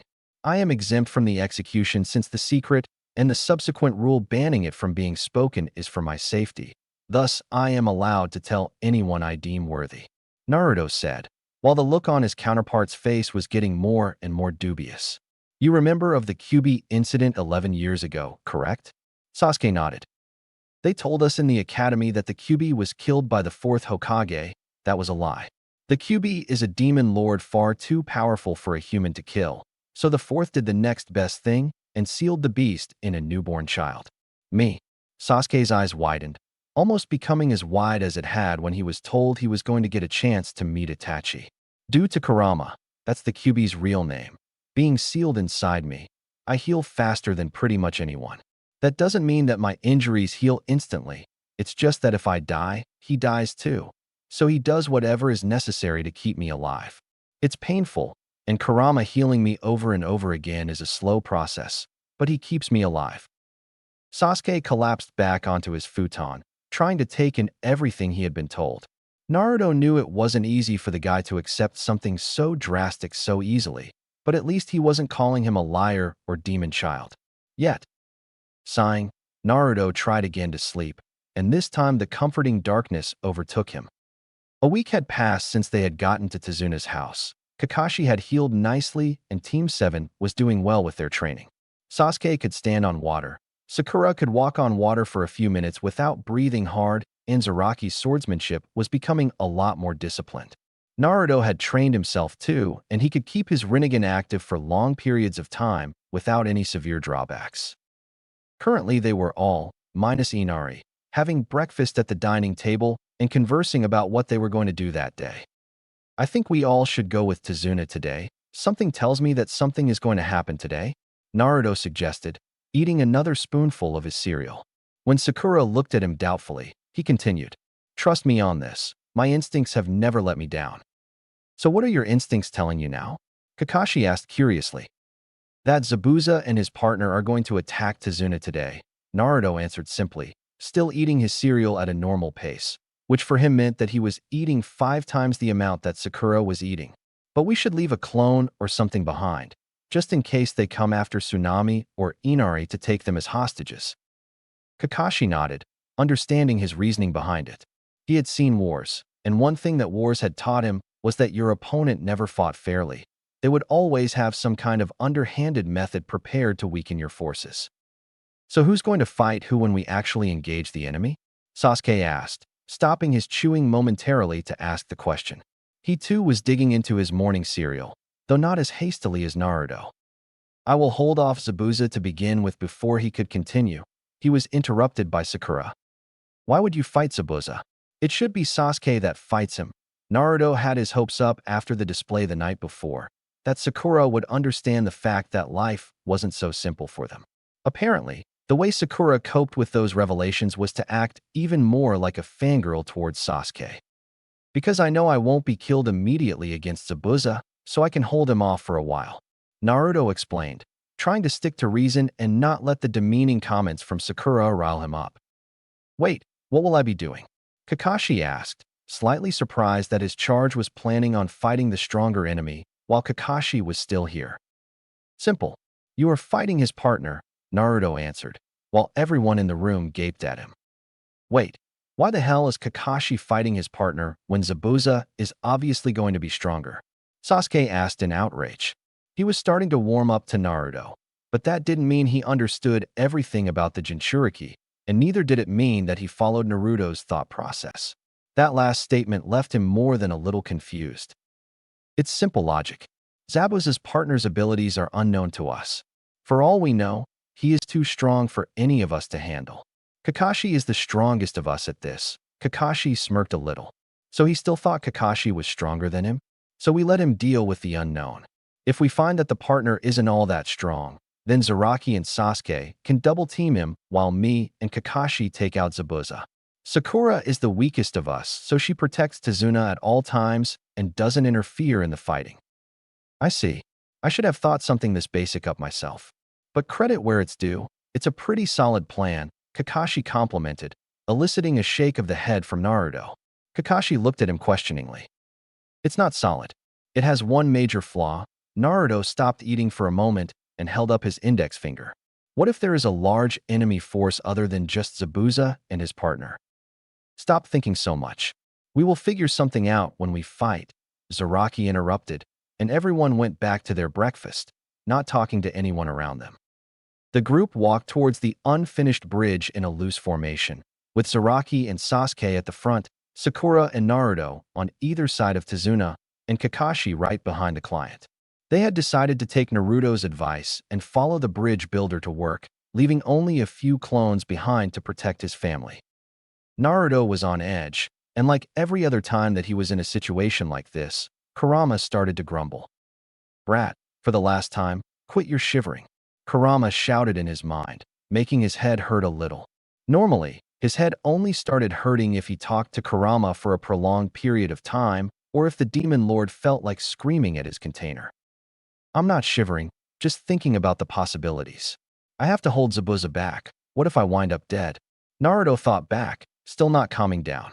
Either the people around him didn't notice him getting so wound up, or, in Kakashi's case, decided to ignore the nervousness. Don't worry, brat. I don't think anyone can actually kill you. Remember, I healed you from a punctured lung and heart before, though it was painful for you, brat.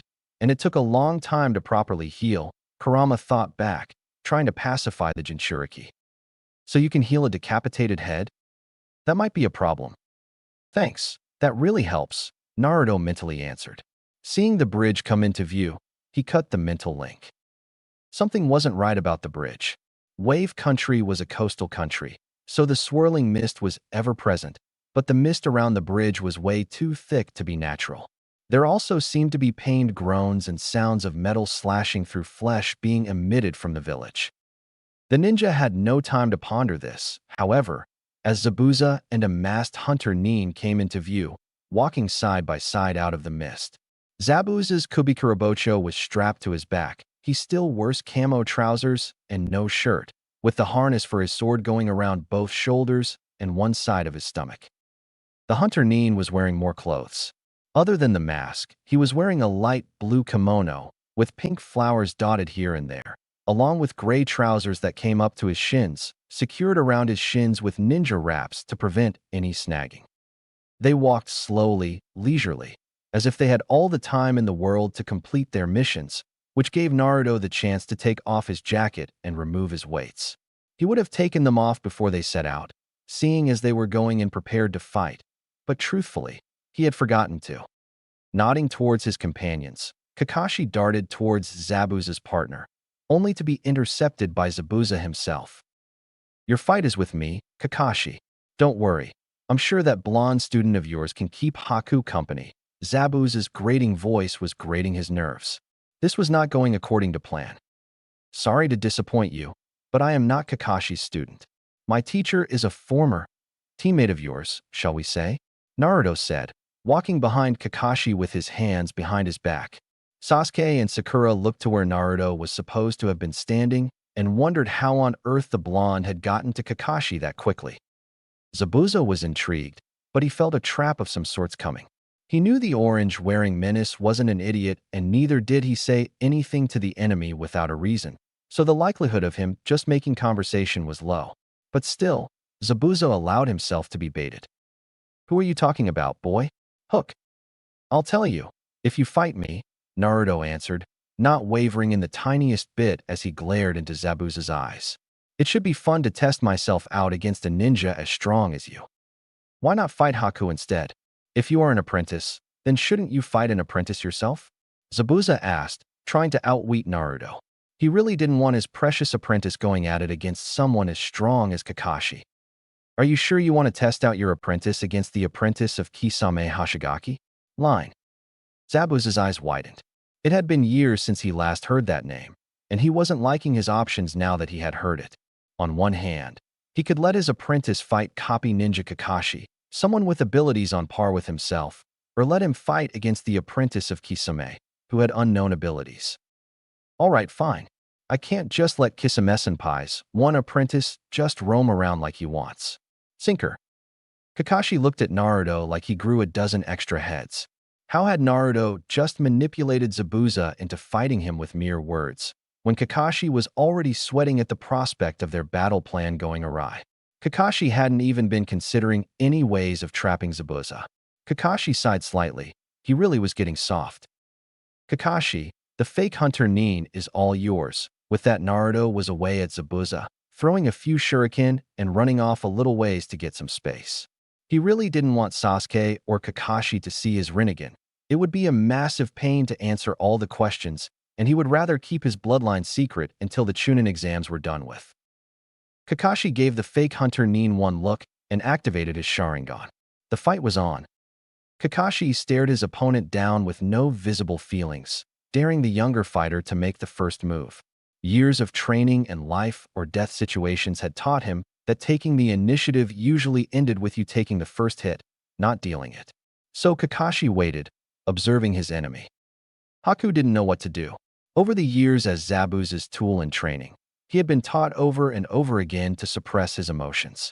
Even though he was normally rather good at doing so, facing down someone so infamous still instilled fear in him. He was almost the same age as the genin on Kakashi's team, and he wasn't as experienced as he would have liked to feel. With Zabuza and Naruto, the fight was already raging at full force. The storm had begun, with Zabuza providing the rain and thunder, while Naruto provided the wind required to keep it going. Literally, Zabuza was throwing around water-based jutsu and the occasional lightning, whereas Naruto was constantly on the defense with wind-natured jutsu of his own. Water style, water bullet jutsu, molding as little chakra as he needed to power the jutsu. Zabuza spewed out a few globs of highly pressured water, the first one aimed straight at Naruto's face, while the others cut off all routes of escape from the first. Zabuza was expecting Naruto to use his wind wall jutsu again, but was surprised to see otherwise. With an impressive show of speed, he dodged to his right, moving so fast that even the projectile that was meant to cut him off missed. Continuing with his trajectory, he ran at Zabuza's left, open flank, his Rinnegan flaring menacingly. Seeing the change in the boy's eyes for the first time in the conflict, the ex-Kiri ninja was rather surprised to see purple eyes glaring at him, rather than the blue and white that he was expecting. The boy's earlier clumsiness was also gone, replaced by an elegant, fluid-looking motion. Starting with a right hook, Naruto wasn't surprised to see Zabuza's left hand moving up swiftly to block. Ignoring the failed attempt to blow his opponent's head off, he used his momentum to bounce back up from the left, his fist flying in from underneath his enemy's guard. He was rather perturbed to feel a very hard, cold substance meeting with the speeding appendage. Seeing the uppercut coming, Zabuza did the only thing he thought was logical at the time. He used the flat side of his blade to block the punch. Not only did it protect him from harm's way, it also had the advantage of injuring his opponent, who now backed off, sporting a lightly bruised left hand.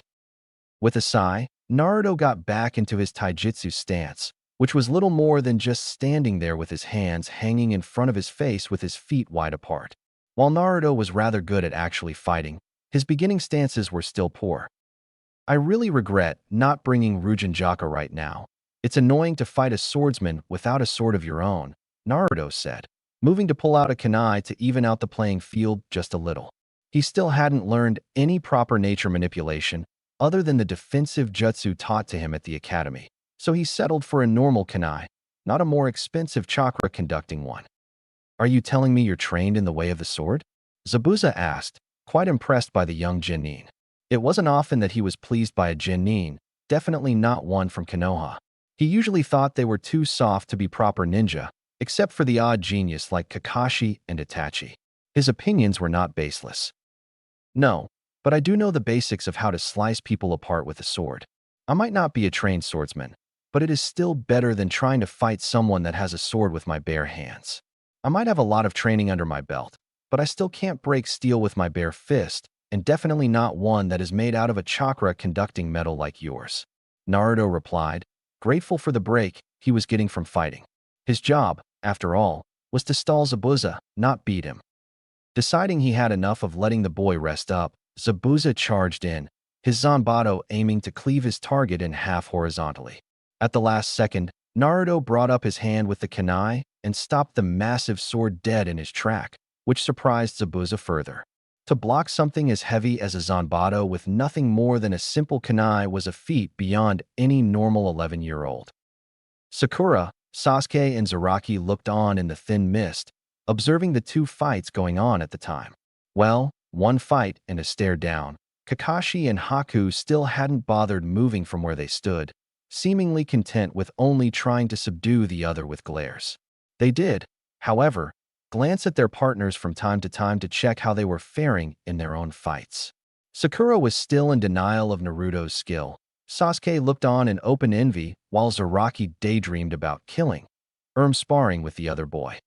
Seeing his chance, Haku charged Kakashi with senbons in his hand while the older man was sneaking a glance towards Naruto over his own shoulder. The result was Kakashi being impaled through the neck with the needles of death.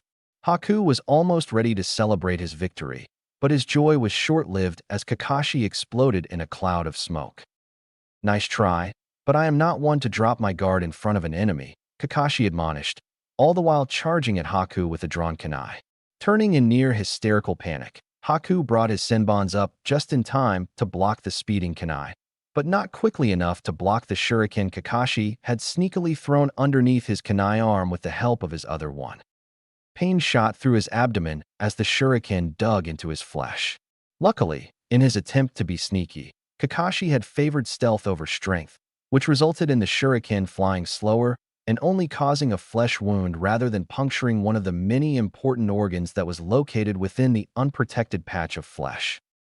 Finally breaking out of his reverie, Zaraki rushed at Haku's back while his attention was still on Kakashi. Their plan was to test out how good this fake missing nin was, but there was no need to keep him alive longer than he needed to. His sword came out of its sheath smoothly, despite the jagged cutting edge, looking as deadly and evil as it always had. Zaraki aimed a slash at the fake, missing nin's open back. Sensing danger, Haku tried to turn around, but wasn't fast enough as he felt a sharp pain shoot rapidly through his side. The diagonal slash that was aimed at his back caught his side and the side of his chest as he tried to turn. Fortunately for him, the sword only cut through his skin and flesh, leaving his ribs and lungs intact.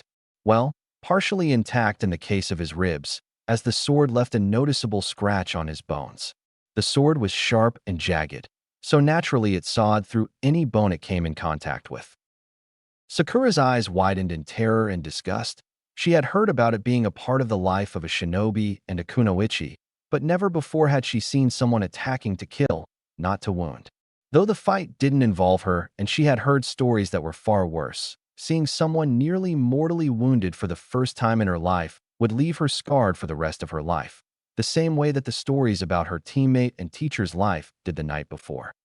Sasuke, no stranger to death and destruction himself, was still a little disturbed to see someone his own age attempting to kill someone of similar age to himself with a straight face. When he decided to pursue the way of the shinobi, he resolved to do whatever he needed to do to get stronger, kill if need be, but he hadn't counted on being reminded of that vow so soon. Naruto wasn't paying attention to his enemy's nigh mortal peril. He had his own problems to deal with. He was finding out the hard way that no matter how good you were with taijutsu, an inexperienced fighter like himself was hard-pressed to fight against a master of kenjutsu like Zabuza. Especially so since his opponent had years of practice on the battlefield to get his skills and intention to kill sharpened, while Naruto only had experience doing drills and the occasional sparring. Every attempt Naruto made to strike Zabuza was returned with a vicious counterattack. Every attempt to evade was met with a blockade of his escape route. Every attempt to block was shot down with another strike. Now that Zabuza was treating him like a threat, he was reminded just why Zabuza was such a feared ninja throughout the lands. Slowly, wounds started to appear here and there on Naruto's body from close calls with Zabuza's sword. While he always somehow managed to block in time, Zabuza was getting closer and closer to cleaving him in however many pieces he intended to, while never wearing himself out with the use of jutsu. It wasn't all bad news for him, though. While Zabuza was only using his Kubikuri Hocho and no chakra, using such a large blade was still taxing on the body, and the ex-Mist Ninja was starting to show small signs of exhaustion, while the blonde Jinchuriki was still running around like the crazy ball of energy that he was. In human training schedules, chakra reserves of an Uzumaki, supplemented with the chakra of a bijou, created a monstrosity of endurance. Brat, stop running around. I was starting to think that you were actually capable of doing something, unlike those useless brats over there. But it seems like you were useless too, Zabuza taunted, while visible signs of how tired he was started to show in the form of sweat on his face. Utilizing only a single hand seal due to the hours of extra practice in the academy supplementary classes, Naruto sent out the windy version of his best offensive jutsu. Wind style, slicing wind wall jutsu. A wall of raging wind started to form around Naruto, spinning around him like a tempest and moving outwards to consume his opponent. Not expecting the sudden use of jutsu after such a long time without one, and his reflexes dulled due to exhaustion setting in, he was caught up in the slicing vortex.